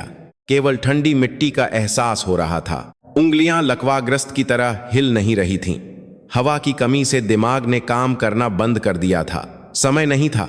हिलो, प्लीज हिलो, वह मन ही मन चीखी। पिता के सम्मान के लिए और इस तरह नहीं मरने की जीवन के प्रति एक बेताब लालसा ने उसकी बची खुची सारी ताकत को उंगलियों के सिरों पर इकट्ठा किया। बहुत धीरे धीरे, एक एक मिलीमीटर उसकी उंगलियां कांपते हुए हिलने लगीं। उसने अपनी वर्दी की जेब में रखे कंपास के ठंडे धातु के एहसास को ढूंढने की कोशिश की। कपड़े के फटने जैसे घर्षण के साथ आखिरकार उसकी उंगलियों का सिरा कंपास की कठोर सतह से छू गया। मिल गया। उम्मीद की एक चिंगारी उसके दिल में फिर से जलने लगी। लेकिन आखिरी बाधा बाकी थी। बीच में ध्रुव तारे का चिन्ह। उस छोटे से बटन को सटीक रूप से दबाना था। मिट्टी में दबे हुए, पीठ के पीछे बौंधे हाथों से एक राई के दाने जितने छोटे बटन को दबाना लगभग असंभव था। उसने अपनी सांस रोक ली। बची हुई थोड़ी सी ऑक्सीजन को बचाते हुए उसने अपना पूरा ध्यान उंगलियों के सिरों पर केंद्रित किया। उसने आंखें बंद कर लीं। मन में कंपास का आकार बनाया। वही कंपास जिसे उसने पिता के साथ अनगिनत बार खोला और साफ किया था। वह आंखें बंद करके भी उसके हर खांचे और बनावट को याद कर सकती थी। उसके अंगूठे ने कंपास की सतह को टटोला, चिकनी कांच की सतह से गुजरकर किनारे के धातु के फ्रेम के साथ चलते हुए, और आखिरकार बीच में एक छोटा धंसा हुआ हिस्सा, ध्रुव तारे का चिन्ह बना हुआ वही स्थान। अब बस दबाना बाकी था। उसने अपनी बची खूची आखिरी ताकत भी लगा दी। पूरे शरीर की मांसपेशियों को मरोड़ते हुए हड्डियां टूटने की हद तक जोर लगाया। उसका शरीर मिट्टी के ढेर में आखिरी बार एक बार कांपा। टक। भारी मिट्टी के ढेर में किसी भी आवाज से ज्यादा धुंधली, लेकिन आरुष के लिए दुनिया के किसी भी गर्जन से ज्यादा जोर से सुनाई देने वाली एक आवाज गूंजी। बटन दब गया था। उसकी जीने की इच्छा, पिता की विरासत और एक व्यक्ति का दृढ़ वादा आखिरकार सक्रिय हो गया था। संकेत भेजा जा चुका था। इसके साथ ही आरुष की चेतना पूरी तरह से अंधेरे में डूब गई। उसकी सारी ताकत खत्म हो चुकी थी, लेकिन उसके चेहरे पर अब निराशा नहीं थी। वह जानती थी कि उसके द्वारा बोया गया बीज जल्द ही दुनिया को हिला देने वाला एक विशाल तूफान बनकर लौटेगा। उसने जमीन की गहराई में, जो उसकी कब्र बनने वाली थी, वहीं से बदले की शुरुआत की थी। अब सब कुछ किस्मत पर और धरती के सबसे शक्तिशाली शेर के गुस्से पर निर्भर था। उसे बस इंतजार करना था, जब तक उसे दफनाने वालों को सजा देने वाले फौलादी कदमों की आहट इस धरती को हिला नहीं देती। भारतीय सेना की विशेष बल कमान का मुख्यालय उधमपुर, यह वह हृदय स्थल था जो देश पर संकट आने पर सबसे पहले हरकत में आता था, सबसे तेज भाले और सबसे मजबूत ढाल को निर्देशित करता था। विशाल स्क्रीन पर दुनिया भर के संघर्ष क्षेत्रों में तैनात विशेष बल के जवानों की स्थिति वास्तविक समय में चमक रही थी और शीर्ष जिंगिंग अधिकारियों की हरकतों में एक सेकंड की भी चूक की गुंजाइश न रखने वाला तनाव था। उस तनाव के शिखर पर सेना के विशेष बल के कमांडर जनरल अर्जुन खन्ना बैठे थे। वह पड़ोस में हो रही नवीनतम उकसावों का जवाब देने के लिए एक गुप्त अभियान बैठक की अध्यक्षता कर रहे थे। महान शेर ए हिंद जोरावर सिंह के साथ जीवन भर युद्ध के मैदान में रहे उनके चेहरे पर अब देश की सर्वोच्च बल का नेतृत्व करने वाले कमांडर की कठोरता और गंभीरता थी। उनके एक शब्द पर हजारों विशेष बल के जवानों की जान और देश का भाग्य निर्भर था। दुश्मन के अनुमानित घुसपैठ के रास्ते 3 हैं: अल्फा, ब्रावो और चार्ली। 9 para SF Bravo. उनकी धीमी और भारी आवाज जैसे ही कॉन्फ्रेंस रूम में गूंजी, ठीक उसी पल धड़ाम, नियंत्रण कक्ष का भारी दरवाजा लगभग टूटता हुआ खुला और एक अधिकारी अंदर भागा। उसका चेहरा कागज की तरह सफेद था और वह हाँफ रहा था।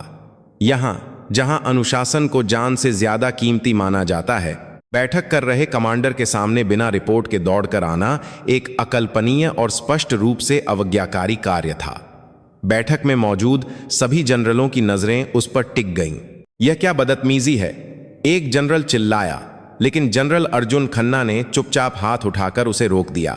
उन्होंने अपने सहायक, उस युवा अधिकारी की आंखों में एक सामान्य गलती के बजाय एक बहुत बड़ी अनहोनी को महसूस कर लिया था। सहायक ने लगभग रोते हुए चिल्लाया और हाथ में पकड़ा टैबलेट पीसी जनरल खन्ना के सामने कर दिया। सर, इमरजेंसी है, इमरजेंसी सिग्नल। टैबलेट की स्क्रीन पर काले बैकग्राउंड पर भयानक लाल रंग के अक्षर पागलों की तरह चमक रहे थे। उन अक्षरों ने नियंत्रण कक्ष के सभी सिस्टम को सर्वोच्च कोड से जबरन रोक दिया था और केवल एक ही जानकारी दिखा रहे थे: कोड ध्रुव तारा सक्रिय। दोहराता हूं, कोड ध्रुव तारा सक्रिय। ध्रुव तारा। उस शब्द को देखते ही जनरल अर्जुन खन्ना का चेहरा सख्त हो गया। कॉन्फ्रेंस रूम में मौजूद अन्य जनरल उस कोड का मतलब नहीं जानते थे और हैरान थे, लेकिन अर्जुन खन्ना के लिए ध्रुव तारा कोड सिर्फ एक कोड नहीं था। यह जोरावर सिंह और उनके बीच जान की बाजी लगाकर किया गया एक वादा था और एक बच्ची की आखिरी जीवन रेखा थी जिसे वह अपनी बेटी की तरह मानते थे। सक्रिय का केवल एक ही मतलब था: सिग्नल डिवाइस को या तो नष्ट कर दिया गया था या उसके मालिक ने जान का खतरा महसूस करते हुए खुद सिग्नल भेजा था। लोकेशन क्या है? जनरल खन्ना की आवाज आश्चर्यजनक रूप से शांत थी, लेकिन उनकी आंखें एक ज्वालामुखी के फटने से ठीक पहले की तरह लाल और गर्म गुस्से से जलने लगी थीं। सहायक ने कांपती उंगलियों से स्क्रीन बदली। नक्शे पर एक लाल बिंदु चमक रहा था। उत्तराखंड में घातक बटालियन का अधिकार क्षेत्र है। सर, घातक बटालियन, वही यूनिट जहां जोरावर सिंह की मृत्यु हुई थी और जहां उसकी बेटी आरुषि एक नई रंगरूट के रूप में भर्ती हुई थी। सारे टुकड़े जुड़ गए। यह कोई संयोग नहीं था।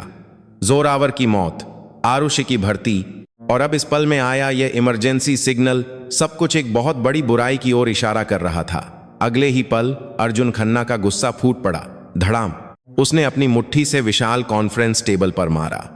उसकी एक मुट्ठी के वार से भारी लकड़ी की टेबल 2 टुकड़ों में बांट गई और उस पर रखे सारे कागजात और कप हवा में उछल गए। कॉन्फ्रेंस रूम के सभी जनरल हैरान होकर अपनी सीटों से उठ खड़े हुए। उन्होंने अपनी पूरी जिंदगी में जनरल खन्ना का ऐसा रूप कभी नहीं देखा था। शांत और तर्कसंगत जनरल अर्जुन खन्ना कहीं नहीं थे। केवल अपने बच्चे को खोने के खतरे का सामना कर रहा एक गुस्सैल शेर दहाड़ रहा था।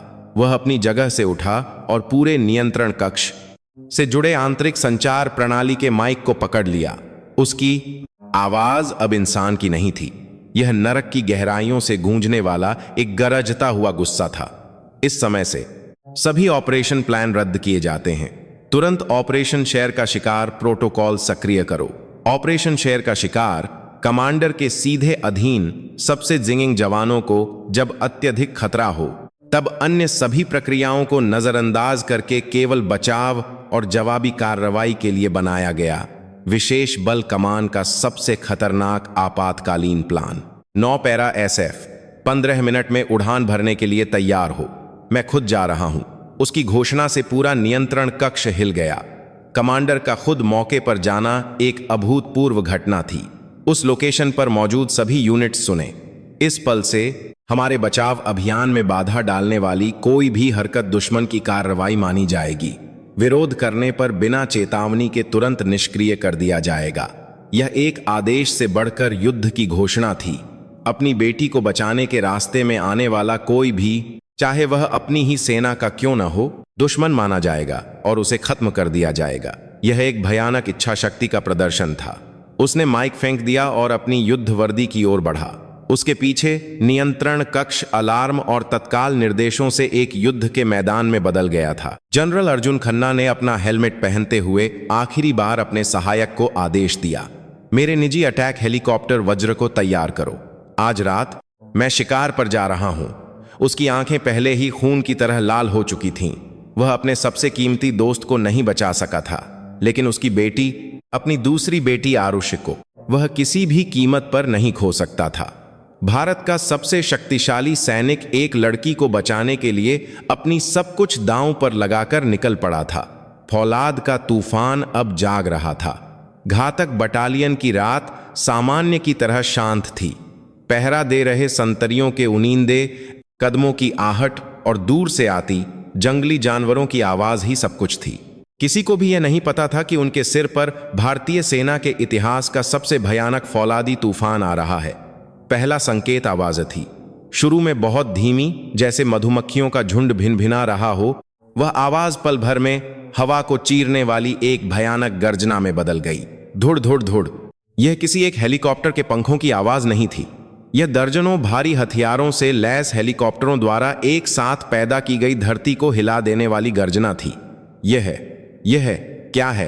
रात की पहरेदारी कर रहा एक संतरी आसमान की ओर देखा और उसकी आंखें हैरत से जम गईं।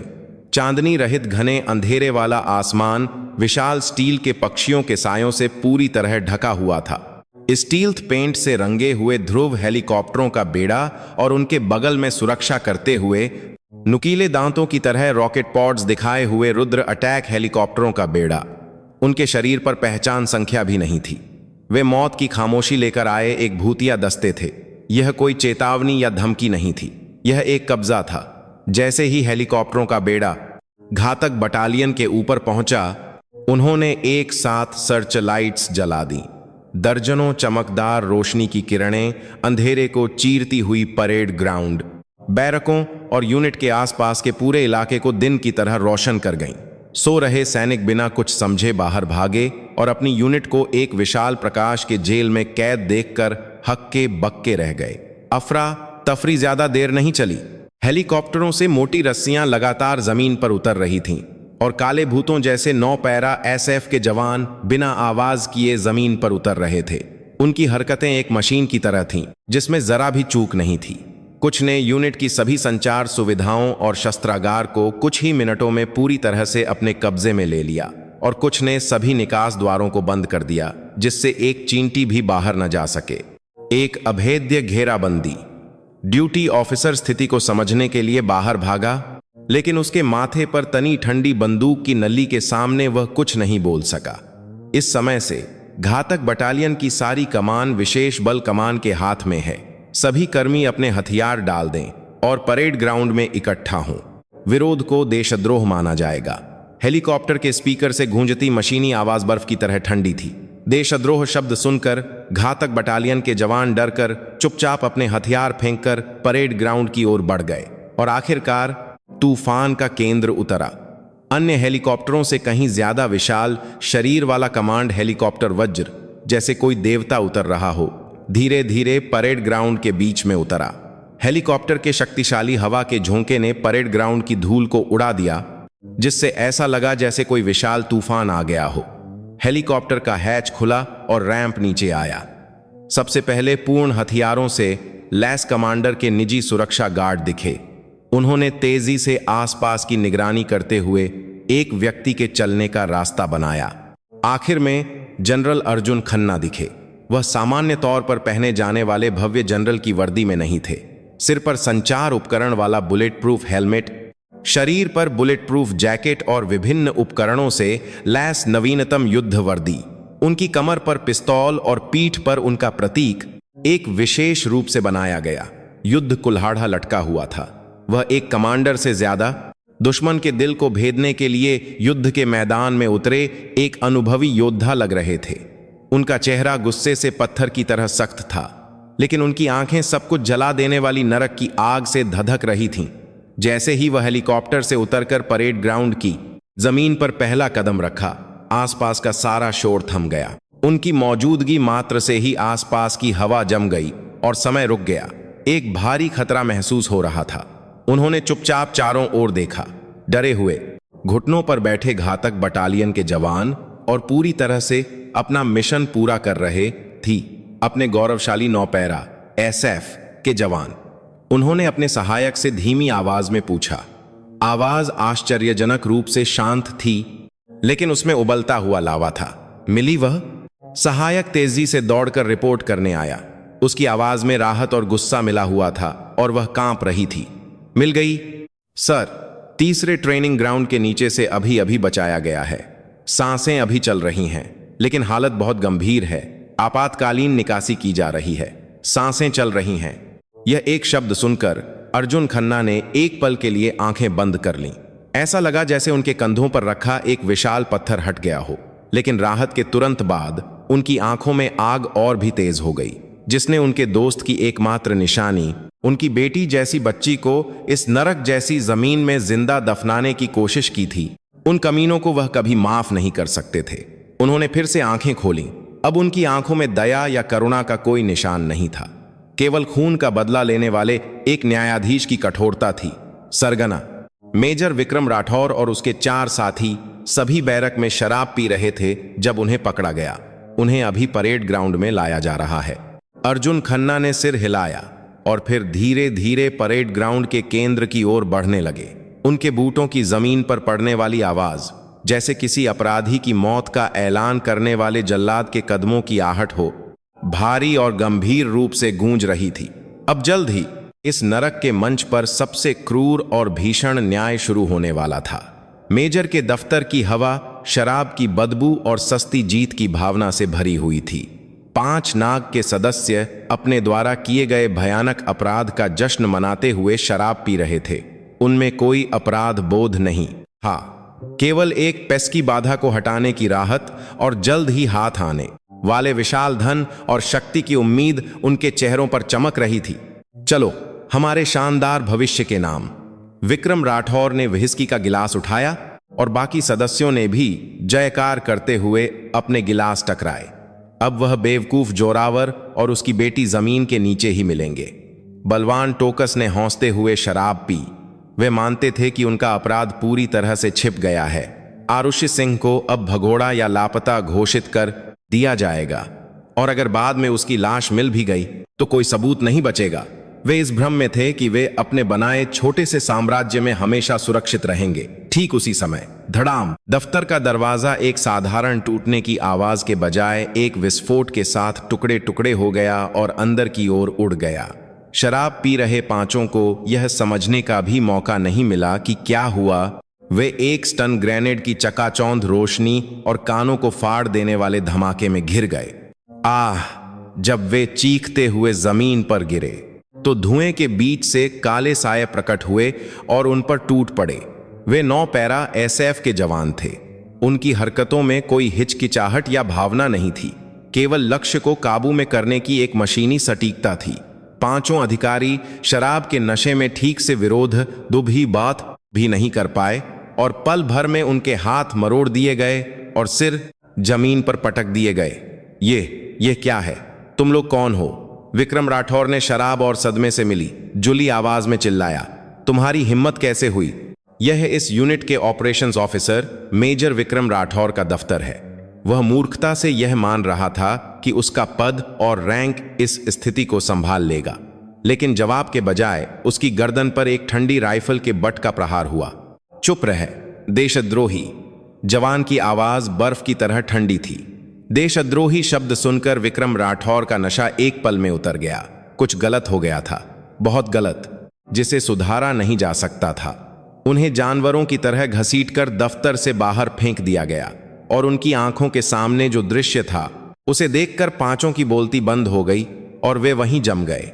उनकी अपनी यूनिट, जिस पर वे राजा की तरह शासन करते थे, एक अज्ञात काली वर्दी वाली टुकड़ी द्वारा पूरी तरह से कब्जा कर ली गई थी। परेड ग्राउंड में भरे हुए बख्तरबंद वाहन और हेलीकॉप्टर और सैकड़ों विशेष बल के जवान जो उन्हें हथियारी नजरों से घूर रहे थे। यह हकीकत नहीं थी, यह एक भयानक सपना था और उस सपने के केंद्र में नरक के यमराज की तरह खड़ा एक आदमी था, general Arjun Khanna. Medical officer Dev Sharma ने लगभग बेहोश होते हुए कहा। उसके चेहरे से खून गायब हो गया था। भारतीय सेना की विशेष बल कमान के कमांडर, एक जीवित किंवदंती जिसका नाम सुनते ही हर सैनिक कांप उठता था। वह इस आधी रात में पूरी तरह से सशस्त्र होकर उनकी यूनिट में क्यों आए थे? तभी जवानों का एक समूह तेजी से जनरल खन्ना की ओर दौड़ा। वे एक स्ट्रेचर ले जा रहे थे और उस पर मिट्टी और खून से सनी एक लड़की लेटी थी जिसमें कोई हरकत नहीं थी। वह आरुष थी।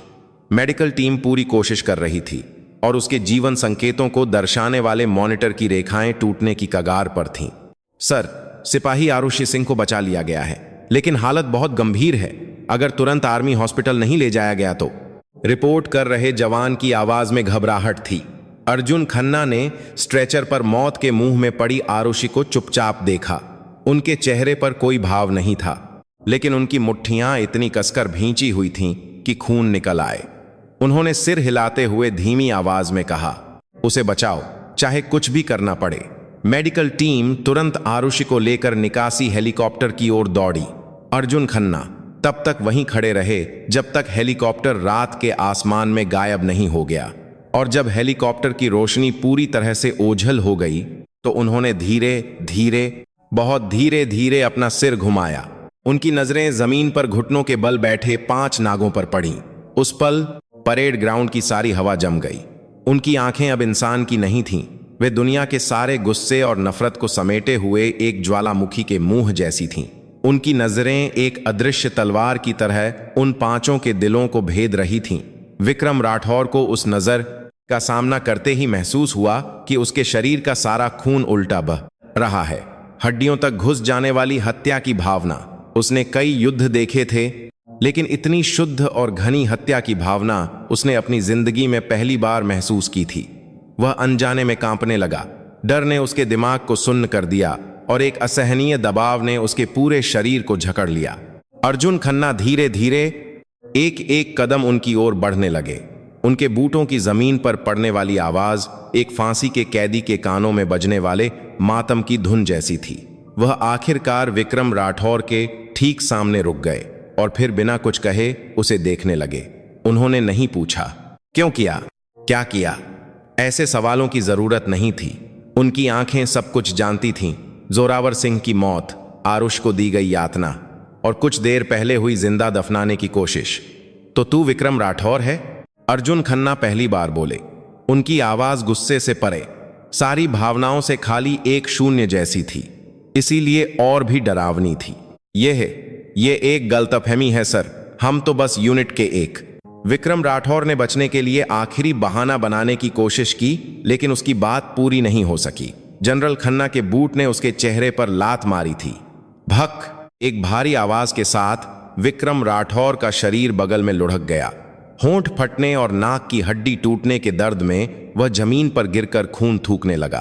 अर्जुन खन्ना ने गिरे हुए उसे एक कीड़े की तरह देखते हुए कहा, मैं तेरी आवाज नहीं सुनना चाहता, तेरी सांस भी मुझे घिनौनी लगती है। उन्होंने अब राठौर पर ध्यान नहीं दिया। उन्होंने बाकी चारों को एक एक करके देखा।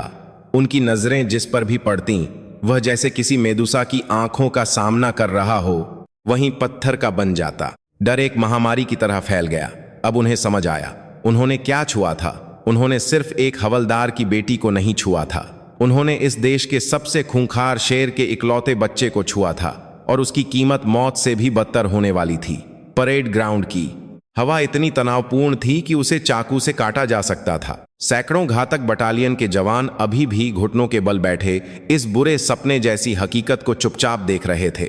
जो 5 अधिकारी उनके राजा हुआ करते थे, वे अब एक सच्चे राजा के पैरों में पड़े अपराधी थे। जनरल अर्जुन खन्ना का गुस्सा एक व्यक्तिगत बदले से बढ़कर सेना के सड़े हुए हिस्से को काटकर फेंकने की एक पवित्र रस्म जैसा लग रहा था। अर्जुन खन्ना ने अब उन अपराधियों पर ध्यान नहीं दिया। वह घूमकर परेड ग्राउंड में मौजूद सभी घातक बटालियन के जवानों की ओर मुड़े।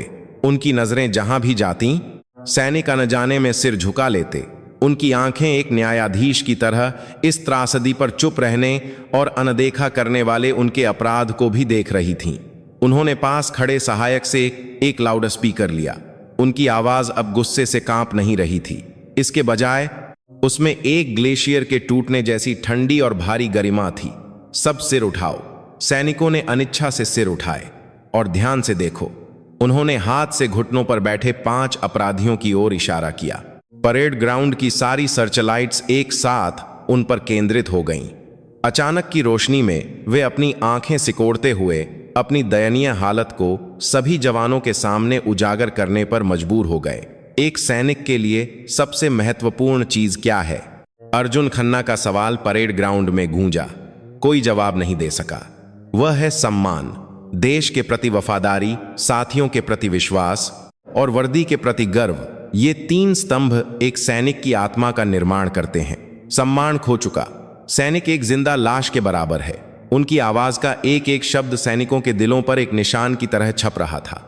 इन लोगों ने वर्दी के पीछे छिपकर अपने साथियों को मारा और देश को धोखा दिया। इन्होंने अपने हाथों से अपने सम्मान को कूड़ेदान में फेंक दिया है। इन्हें अब सैनिक कहलाने का कोई अधिकार नहीं है। इन्हें कोर्ट मार्शल करके कानून के हवाले करना यह काफी नहीं है। यह उनके द्वारा किए गए अपराधों की तुलना में बहुत दयालु सजा होगी।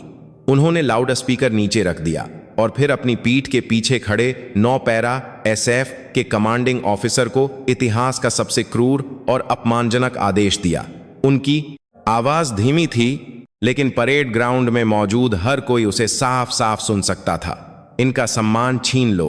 उन्होंने एक एक शब्द को बर्फ चबाते हुए कहा, मेरे योद्धाओं की सूची से इनके नाम मिटा दो। यह आदेश सुनते ही विक्रम राठौर सहित 5 के चेहरे डर और हैरत से सफेद पड़ गए। वे समझ गए कि अर्जुन खन्ना क्या करने वाले थे। यह गिरफ्तारी या कैद नहीं थी, यह एक सैनिक के लिए मौत से भी बदतर सजा थी। सबके सामने अपने अस्तित्व को ही नकार दिए जाने वाला एक सार्वजनिक चरित्र हनन। नहीं नहीं, प्लीज बस ये मत कीजिए। विक्रम राठौर पहली बार चीखकर गिड़गिड़ाया। वह चाहता था कि उसे गोली मार दी जाए, लेकिन उसकी मिन्नतें हवा में बिखर गईं। 9 पैरा SF के कमांडिंग ऑफिसर ने इशारा किया और 5 जिंगिंग जवान एक कदम आगे बढ़े। उनके हाथों में हथकड़ी या रस्सी के बजाय चमकती धार वाली सेना की खंजर थी। वे चुपचाप अपराधियों के पास गए, एक एक करके। पहला निशाना विक्रम राठौर था। 2 जवानों ने उसके दोनों हाथ पकड़कर उसे जबरदस्ती खड़ा किया। उसने छटपटाने की कोशिश की, लेकिन विशेष बल के जवानों की फौलादी पकड़ से छूटना असंभव था। विक्रम राठौर के सामने खड़ा जवान कुछ देर तक उसे नफरत भरी नजरों से देखता रहा। फिर उसने खंजर उठाकर उसकी वर्दी की दाहिनी छाती पर लगे नाम पट्टी पर निशाना साधा और फिर बिना किसी हिचकिचाहट के उसने खंजर की नोक से नाम पट्टी को फाड़ दिया। चर्त। वर्दी फटने की तीखी आवाज ने परेड ग्राउंड के सन्नाटे को चीर दिया। विक्रम राठौर लिखा हुआ नाम पट्टी एक फटे हुए कपड़े के टुकड़े के साथ जमीन पर गिर गया। यह उसके नाम को नकारे जाने का पल था। वह रुका नहीं। जवान ने खंजर की नोक को उसके कंधे पर लगे मेजर के रैंक चिन्ह को उखाड़ने के लिए बढ़ाया। धातु और कपड़े के उलझकर फटने की भयानक आवाज गूंजी। उसके कंधे पर चमकता हुआ हीरे का रैंक चिन्ह बेबस होकर जमीन पर लुढ़ गया। यह उसके अधिकार के खत्म होने का पल था।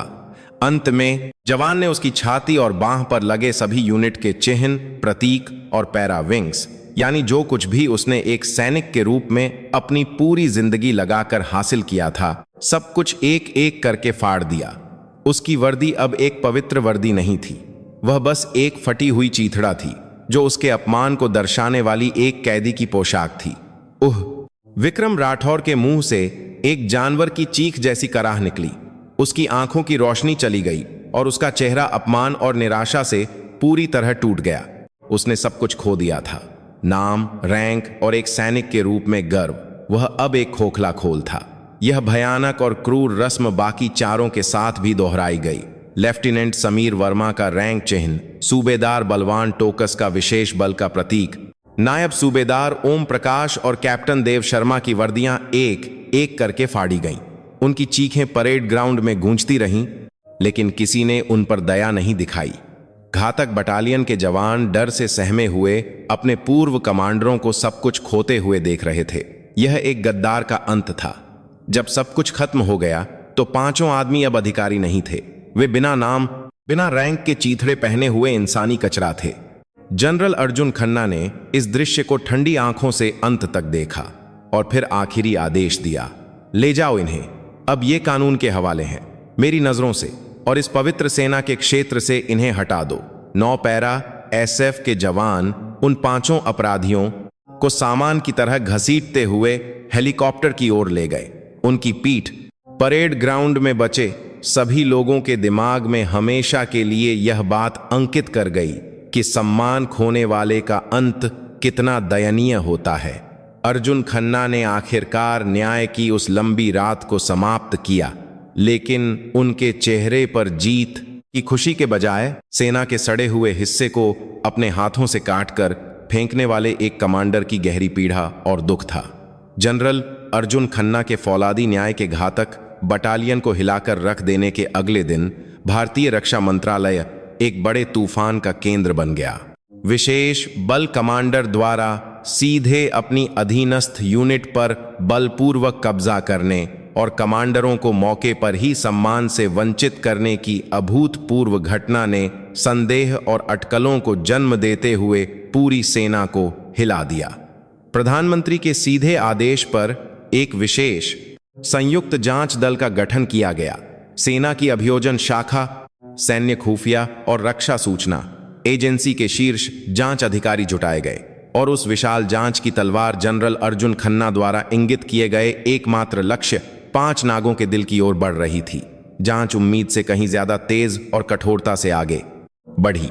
सम्मान के साथ साथ मानसिक रूप से भी पूरी तरह टूट चुके विक्रम राठौर और उसके साथियों ने जांचकर्ताओं के दबाव के आगे ज्यादा देर टिक नहीं सके और अपने अपराध कबूल करने लगे। वे एक दूसरे पर दोष मढ़ने लगे और अपनी सज्जा थोड़ी भी कम करवाने के लिए जो कुछ भी जानते थे सब कुछ उगल दिया, जैसे कोई बांध टूट गया हो। उनके मुंह से निकली सच्चाइयों ने भारतीय रक्षा मंत्रालय की नींव हिला देने वाले एक विशाल भ्रष्टाचार का पर्दाफाश किया। उनके द्वारा किए गए अपराध केवल सैन्य सामान की छोटी मोटी चोरी नहीं थे। यह एक विशाल संगठित देशद्रोह था जिसमें सेना के नवीनतम हथियारों को अवैध रूप से निकालकर हथियार तस्करों और यहां तक कि दुश्मन देश के जासूसों को बेचा गया था। K2 असॉल्ट राइफल, K5 पिस्तौल जैसे सामान्य हथियारों के अलावा नवीनतम नाइट विजन गॉगल्स और संचार उपकरण, यहां तक कि पोर्टेबल एंटी टैंक मिसाइल नाग के कुछ हिस्से भी लीक होने के सबूत मिले। जांचकर्ताओं ने उनके गुप्त बैंक खातों का पता लगाया। स्विस बैंक के बेनामी खातों में इतनी बड़ी रकम छिपी थी जिसकी कल्पना एक सामान्य अधिकारी की तनख्वाह से नहीं की जा सकती थी। वह पैसा साथियों की जान की कीमत था और देश की सुरक्षा के बदले में मिले विश्वासघात का इनाम था। और आखिरकार सभी त्रासदियों की शुरुआत शेर ए हिंद जोरावर सिंह की मौत की सच्चाई भी सामने आ गई।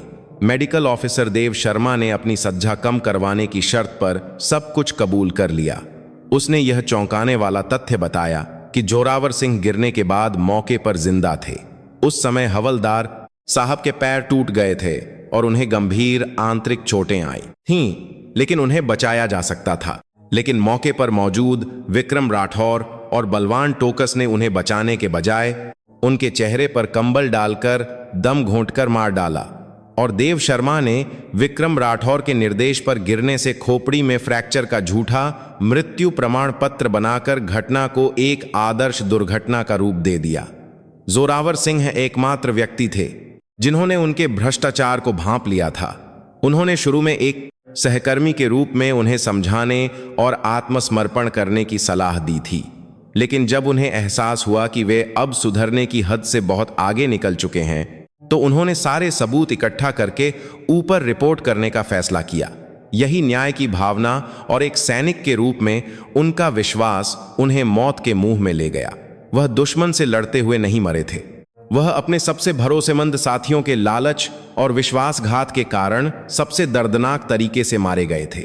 इस भयानक सच्चाई ने न केवल जनरल अर्जुन खन्ना बल्कि पूरी सेना को एक बड़े सदमे और गुस्से में डाल दिया। शेर ए हिंद जोरावर सिंह एक जीवित किंवदंती थे जिनका सम्मान कई युवा सैनिक करते थे। ऐसे नायक की मौत का कारण सिर्फ कुछ पैसों के भूखे गद्दारों का घिनौना लालच था। इस तथ्य से सब कांप उठे। जांच घातक बटालियन से आगे बढ़कर पूरी सेना में फैल गई। 5 नागों से जुड़े भ्रष्टाचार की श्रृंखला एक के बाद एक सामने आने लगी। उनके साथ सौदा करने वाले हथियार तस्करों के अलावा उनकी करतूतों पर पर्दा डालने के बदले में रिश्वत लेने वाले उच्च अधिकारियों और रक्षा सौदों में भ्रष्टाचार में शामिल रक्षा उद्योग के अधिकारियों सहित दर्जनों संबंधित व्यक्ति गिरफ्तार किए गए। यह भारतीय सेना के इतिहास का सबसे बड़ा रक्षा भ्रष्टाचार और देशद्रोह का मामला था। मीडिया में हर दिन इस घटना की सुर्खियां छपती थीं। जनता अपनी भरोसेमंद सेना के घिनौने चेहरे को देखकर हैरान और क्रोधित थी। रक्षा मंत्री और सेना प्रमुख ने इस्तीफे की पेशकश की और प्रधानमंत्री को एक सार्वजनिक संबोधन के माध्यम से सेना में कठोर सुधार का वादा करना पड़ा। आरुष ने जिस पिता के सम्मान की रक्षा करने की कोशिश की थी, वह अब उसके व्यक्तिगत बदले से बढ़कर पूरे भारतीय सेना को शुद्ध करने वाले एक विशाल तूफान की शुरुआत बन गया। उसने मिट्टी के ढेर के नीचे से जो एक हताश संकेत भेजा था, उसने एक सड़ते हुए विशालकाय के पैर को काटकर उसे फिर से स्वस्थ रूप से खड़ा होने का मौका दिया था। सारे सबूत मिल गए और संबंधित लोगों के कबूलनामे आ गए। अब बस कानून के नाम पर उन घिनौने देशद्रोहियों को सबसे भारी सजा दिलानी बाकी थी। जोरावर सिंह की अन्यायपूर्ण मौत की सच्चाई आखिरकार दुनिया के सामने आ गई और उनके नाम के आगे शहीद के 2 सम्मानजनक शब्द जुड़ गए। लेकिन कोई भी चीज एक महान सैनिक और एक गौरवान्वित पिता को खोने के दुख की भरपाई नहीं कर सकती थी। अब सबकी नजरें सैन्य अदालत के अंतिम फैसले पर थीं। सदी का सैन्य मुकदमा कहे जाने वाले न्याय का दिन आ गया। उच्च सैन्य अदालत का बड़ा कोर्ट रूम सुबह से ही पत्रकारों और सैन्य अधिकारियों से खचाखच भरा हुआ था। पूरे भारत की नजरें इस ऐतिहासिक मुकदमे पर थीं। अभियुक्तों के कटघरे में जो कभी सेना के अधिकारी थे, 5 अपराधी, 5 नाग एक साथ बैठे थे। उनके चेहरों पर कोई भाव नहीं था। सब कुछ त्याग चुके वे खाली आंखों से शून्य में देख रहे थे। उन्हें सामाजिक और सैन्य रूप से पहले ही मौत की सजा मिल चुकी थी। दर्शकों की पहली पंक्ति में अभी भी पूरी तरह से ठीक न हुई आरुषि व्हील चेयर पर बैठी थी और उसके बगल में जनरल अर्जुन खन्ना थे। आरुषि का चेहरा पीला था, लेकिन उसकी आंखें पहले से कहीं ज्यादा दृढ़ और चमकदार थीं। वह अपनी आंखों से अपने पिता के हत्यारों के विनाश का अंतिम क्षण देखने आई थी। न्यायाधीश के प्रवेश करते ही सब खड़े हो गए। हॉल में पिन ड्रॉप साइलेंस था। आखिरकार न्यायाधीश ने भारी और गंभीर आवाज में फैसला पढ़ना शुरू किया। फैसला सुनाया जाता है। न्यायाधीश की आवाज पूरे कोर्ट रूम में गूंजी। अभियुक्त विक्रम राठौर, समीर वर्मा, बलवान टोकस, ओम प्रकाश और देव शर्मा, इन 5 ने एक सैनिक के रूप में अपनी पवित्र शपथ को भुलाकर केवल अपने निजी स्वार्थ के लिए देश की सुरक्षा की नींव को हिला देने वाले देशद्रोह की योजना बनाई और उसे अंजाम दिया। न्यायाधीश ने उनके अपराधों को एक एक करके गिनाया। वरिष्ठ अधिकारी की हत्या, सैन्य संपत्ति की चोरी और तस्करी, सैन्य रहस्यों को लीक करना, पद का दुरुपयोग, हत्या का प्रयास। फैसला लंबा था। उनके द्वारा किए गए अपराधों की सूची अपने आप में भारतीय सेना के अपमान का इतिहास थी। विशेष रूप से अभियुक्तों ने अपने अपराधों को छिपाने के लिए सेना के एक सम्मानित वरिष्ठ और अधिकारी स्वर्गीय शहीद जोरावर सिंह की नीचतापूर्ण तरीके से हत्या की और सच्चाई का पता लगा रही उनकी बेटी सिपाही आरुषि सिंह को भी जिंदा दफनाने की कोशिश की, जो एक इंसान के रूप में अकल्पनीय, अमानवीय और क्रूर अपराध है। जैसे ही न्यायाधीश ने आरुषि का नाम लिया, कोर्ट रूम के सभी कैमरों के फ्लैश एक साथ उस पर चमके, लेकिन आरुषि हिली भी नहीं। वह केवल अभियुक्तों के कटघरे में बैठे 5 अपराधियों को घूर रही थी। इसलिए यह अदालत मानती है कि अभियुक्त अब भारत के नागरिक के रूप में जीने के लायक नहीं हैं। इन्हें समाज से हमेशा के लिए अलग कर दिया जाना चाहिए और अपने पापों का जीवन भर पश्चाताप करना चाहिए। इसलिए अभियुक्तों को कानून द्वारा अनुमत सबसे कठोर सजा देना ही न्याय स्थापित करने का मार्ग है। न्यायाधीश एक पल के लिए रुके और अभियुक्तों को एक एक करके ठंडी नजरों से देखा और फिर आखिरकार अंतिम फैसला सुनाया। आदेश: अभियुक्त विक्रम राठौर, समीर वर्मा, बलवान टोकस, ओम प्रकाश और देव शर्मा, इन 5 को हत्या और देशद्रोह के अपराध में आजीवन कारावास की सजा दी जाती है। आजीवन कारावास। फांसी से बचना शायद उनके लिए आखिरी दया जैसा लग सकता था, लेकिन असल में यह उससे भी बदतर सजा थी। वे अब मरने तक एक ठंडी, अंधेरी कोठरी में अपने द्वारा मारे गए जोरावर सिंह के भूत और अपने द्वारा कुचली गई आरुष की आंखों को याद करते हुए हमेशा तड़पते रहेंगे। उन्हें पैरोल का भी कोई मौका नहीं दिया जाएगा। यह एक जिंदा मौत थी। फैसला सुनाए जाने के पल 5 अपराधियों ने कोई प्रतिक्रिया नहीं दी। वे पहले ही आत्मा से मर चुके थे। सैन्य पुलिस ने आकर उन्हें उठाया और कोर्ट रूम से बाहर ले गई। उनका युग इस तरह पूरी तरह से समाप्त हो गया। फैसले के कुछ दिनों बाद रक्षा मंत्रालय ने एक और बड़ी घोषणा की। शेर ए हिंद जोरावर सिंह को मौत के मुंह में धकेलने और दूसरे 5 नागों को जन्म देने वाले भ्रष्टाचार के अड्डे घातक बटालियन को आधिकारिक रूप से भंग करने का आदेश दिया गया। यह यूनिट इतिहास में विलीन हो गई। यह केवल एक यूनिट को खत्म करना नहीं था, बल्कि पूरी सेना में फैले गलत रिवाजों और भ्रष्टाचार की श्रृंखला को पूरी तरह से तोड़ने का रक्षा मंत्रालय का एक मजबूत इरादा था। जिस दिन घातक बटालियन का झंडा आखिरी बार उतारा जा रहा था, जनरल अर्जुन खन्ना आरुषि के साथ वहां गए। खाली परेड ग्राउंड पर डूबते सूरज की लंबी परछाइयां पड़ रही थीं।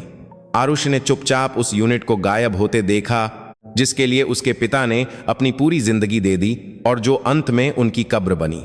उसकी आंखों से एक गर्म आंसू की बूंद गिरी। यह दुख का आंसू नहीं था, यह लंबे समय से चले आ रहे बदले को आखिरकार खत्म करने और पिता का सम्मान वापस पाने की राहत का आंसू था और सब कुछ ठीक करने के गर्व का आंसू था। अब सच में सब कुछ खत्म हो गया था। एक पुराना और भ्रष्ट युग समाप्त हो गया था और एक नया क्रम उसकी जगह लेने के लिए तैयार था। और उस नए युग के केंद्र में नरक की दहलीज से लौटकर आई एक युवा नायिका आरुषि सिंह खड़ी थी। समय नदी की तरह बहता गया और उस नरक जैसे दिन के घावों को धीरे धीरे भरता गया। आरुष ने आर्मी हॉस्पिटल में लंबे पुनर्वास के बाद आखिरकार अपनी सेहत वापस पा ली। मिट्टी के ढेर के नीचे कुचला हुआ उसका शरीर उसकी मजबूत इच्छा शक्ति और बेहतरीन चिकित्सा सहायता की बदौलत चमत्कारिक रूप से ठीक हो गया। उसके शरीर पर कई ऐसे निशान रह गए जो कभी नहीं मिटेंगे, लेकिन वे अब हार के दाग नहीं थे। वे सभी परीक्षाओं को पार करने वाले एक उत्तरजीवी के पदक थे। अस्पताल से छुट्टी मिलने से कुछ दिन पहले जनरल अर्जुन खन्ना उससे मिलने आए। वह वर्दी में नहीं, बल्कि एक सामान्य पिता की तरह आरामदायक कपड़ों में थे। उनके हाथ में गर्मागर्म समोसों का एक पैकेट था। अब तबीयत कैसी है? उन्होंने पहले की तरह रूखेपन से पूछा, लेकिन उनकी आंखों में एक बेटी को देखने जैसा गहरा स्नेह और चिंता थी। मैं ठीक हूं अंकल। नहीं सर, आरुष ने मुस्कुराते हुए जवाब दिया। वह अब अतीत के अंधेरे में नहीं थी। अर्जुन खन्ना उसके बिस्तर के पास बैठ गए और कुछ देर तक चुपचाप खिड़की से बाहर देखते रहे। उन्होंने मुश्किल से बोलना शुरू किया, आरुषि, अब सब खत्म हो गया है। तुम्हारे पिता का सम्मान भी वापस मिल गया है और अपराधियों को उनकी सजा भी मिल गई है। तुमने जितना करना था कर लिया, नहीं उससे भी ज्यादा किया है। उन्होंने आरुष का हाथ पकड़ा। जोरावर सिंह की तरह ही उनके हाथ भी खुरदुरे थे, लेकिन दुनिया में सबसे गर्म थे। अब यह वर्दी उतार दो और एक सामान्य 20 साल की लड़की की तरह जियो। एक सामान्य खुशी ढूंढो। स्वर्ग में बैठे तुम्हारे पिता भी यही चाहते होंगे। अब मैं या तुम्हारे पिता, कोई भी नहीं चाहता कि तुम इस क्रूर दुनिया में और दुख झेलो। यह उसके भविष्य की चिंता करने वाले एक पिता का सच्चा सुझाव था। कोई भी उनकी बात मान लेता, लेकिन आरुष ने चुपचाप सिर हिलाया। नहीं अंकल। उसकी आवाज साफ और दृढ़ थी। मुझे लगता है कि यह तो बस शुरुआत है। अर्जुन खन्ना ने आश्चर्य से उसे देखा। मैं सेना नहीं छोड़ूंगी, बल्कि अब मैं एक सच्ची सैनिक बनूंगी। मैं विशेष बल कमान में शामिल होना चाहती हूं। मैं अपना सब कुछ लगाकर उन सच्चे सैनिकों को अपने हाथों से तैयार करना चाहती हूं, जिनकी रक्षा के लिए पिताजी ने इतनी कोशिश की। उसकी आंखें तारों की तरह चमक रही थीं, ताकि इस सेना में फिर कभी दूसरे 5 नाग पैदा न हो। मैं एक ऐसी प्रशिक्षक बनूंगी जो केवल लड़ने की कला ही नहीं, बल्कि सही चरित्र और सम्मान भी सिखाए। पिताजी की त्रासदी को फिर से न दोहराने देना, यही मेरे आगे जीने का कारण है और पिताजी की विरासत को आगे बढ़ाने का मेरा अपना तरीका है। उसकी बातों में जरा भी हिचकिचाहट नहीं थी। अर्जुन खन्ना अब उसे और नहीं रोक सकते थे। उन्होंने महसूस किया कि उनके सामने खड़ी लड़की अब एक कमजोर बच्ची नहीं है जिसे उनकी सुरक्षा की जरूरत हो, बल्कि एक मजबूत साथी और उत्तराधिकारी है जो उनके साथ सेना का भविष्य संभालेगी। उन्होंने चुपचाप मुस्कुराते हुए सिर हिलाया। तुम्हारे पिता को तुम पर बहुत गर्व होगा। कुछ साल बाद सेना का विशेष बल प्रशिक्षण केंद्र। ध्यान से, यह कोई खेल का मैदान नहीं है। तुम्हारी एक कमजोरी युद्ध के मैदान में तुम्हारे साथी की मौत का कारण बन सकती है। इस बात को अपनी हड्डियों में बसा लो। प्रशिक्षण मैदान में गूंजती तीखी आवाज की मालकिन अब कैप्टन के पद पर आसीन आरुष सिंह थी। वह विशेष बल कमान के इतिहास में सबसे कम उम्र की और पहली महिला विशेष प्रशिक्षण प्रशिक्षक बन गई थी। प्रशिक्षुओं के बीच वह डर और सम्मान दोनों का प्रतीक थी। उसका उपनाम छोटी शेरनी था, लेकिन उसके प्रशिक्षण का तरीका उसके पिता शेर ए हिंद से भी ज्यादा क्रूर और कठोर था। वह प्रशिक्षुओं को शारीरिक सीमाओं के अंत तक धकेलती थी, लेकिन कभी भी व्यक्तिगत अपमान या अनुचित हिंसा का इस्तेमाल नहीं करती थी। प्रशिक्षण के बाद वह सबसे पहले घायल प्रशिक्षुओं की देखभाल करती और पिछड़े हुए प्रशिक्षुओं के साथ रातें बिताकर उनकी समस्याओं का विश्लेषण करती और उन्हें प्रोत्साहित करती थी। वह ताकत और गर्मजोशी दोनों वाली एक सच्ची लीडर थी। प्रशिक्षण मैदान के एक कोने में पहाड़ी पर जनरल अर्जुन खन्ना अपनी कार में बैठकर धूप का चश्मा लगाए हुए उसके इस रूप को गर्व से देख रहे थे। अब वह सेवानिवृत्ति के करीब एक अनुभवी अधिकारी थे, लेकिन उनकी आंखों में कोई पछतावा या अफसोस नहीं था, क्योंकि उनके पास अपना सब कुछ संभालने वाला नहीं, उनसे भी आगे निकलने वाला एक आदर्श उत्तराधिकारी था। आरुषि प्रशिक्षुओं के सामने चिल्लाई, याद रखो, हम सबसे पहले सीखते हैं, सबसे पहले ऑपरेशन में जाते हैं और आखिरी दम तक देश के लिए लड़ते हैं। हम भारतीय सेना की विशेष बल कमान हैं। हमारा दिल देश के लिए धड़कता है, हमारा सम्मान हमारे साथी बचाते हैं। उसकी शक्तिशाली आवाज के साथ युवा प्रशिक्षुओं की जोरदार प्रतिध्वनि गूंजी। यह दृश्य एक नए युग की आशा और कभी न झुकने वाली सैनिक भावना का एक शानदार पुनरुत्थान था। अर्जुन खन्ना ने गर्व भरी मुस्कान के साथ धीरे से कहा, तुम बहुत अच्छा कर रही हो जोरावर। तुम्हारी बेटी हम सबकी गौरवशाली बेटी बन गई है। ठंडा अंधेरा पूरी तरह से छोड़ चुका था और सुबह की चमकदार धूप परेड ग्राउंड पर और नए युग का नेतृत्व करने वाले युवा शेरों के चेहरों पर गर्मजोशी से पड़ रही थी। एक पिता का वादा उसकी बेटी द्वारा सबसे महान और शक्तिशाली तरीके से पूरा किया गया था। शेर हिंद की विरासत छोटी शेरनी के माध्यम से और भी शानदार ढंग से जलने लगी थी। आरुष की कहानी एक व्यक्तिगत बदले की कहानी से बढ़कर यह साबित करती है कि एक सड़े हुए संगठन के अंधेरे में भी सम्मान की एक न बुझने वाली लौ मौजूद होती है। जिस समाज में हम रहते हैं वह भी शायद ऐसा ही है। कभी कभी एक बड़े संगठन के अन्याय और अधर्म के सामने एक व्यक्ति की आवाज बहुत छोटी और शक्तिहीन लगती है, लेकिन आरुष ने दिखाया सच्चाई के प्रति एक व्यक्ति की न झुकने वाली इच्छा अंततः एक विशाल चट्टान को तोड़ने वाला सबसे शक्तिशाली हथियार बन सकती है। क्या आपने कभी बड़े अन्याय के खिलाफ अपने तरीके से लड़ाई लड़ी है? संगठन के भ्रष्टाचार और पतन के बीच आपने किस सम्मान और न्याय की रक्षा करने की कोशिश की? अपने विचार टिप्पणियों में साझा करें। क्या इस पतन के अंधेरे में सम्मान का प्रकाश वास्तव में दुनिया को रोशन करने के लिए पर्याप्त शक्ति रखता है? आपकी हर एक राय एक बेहतर दुनिया बनाने के लिए एक कीमती दीपक है।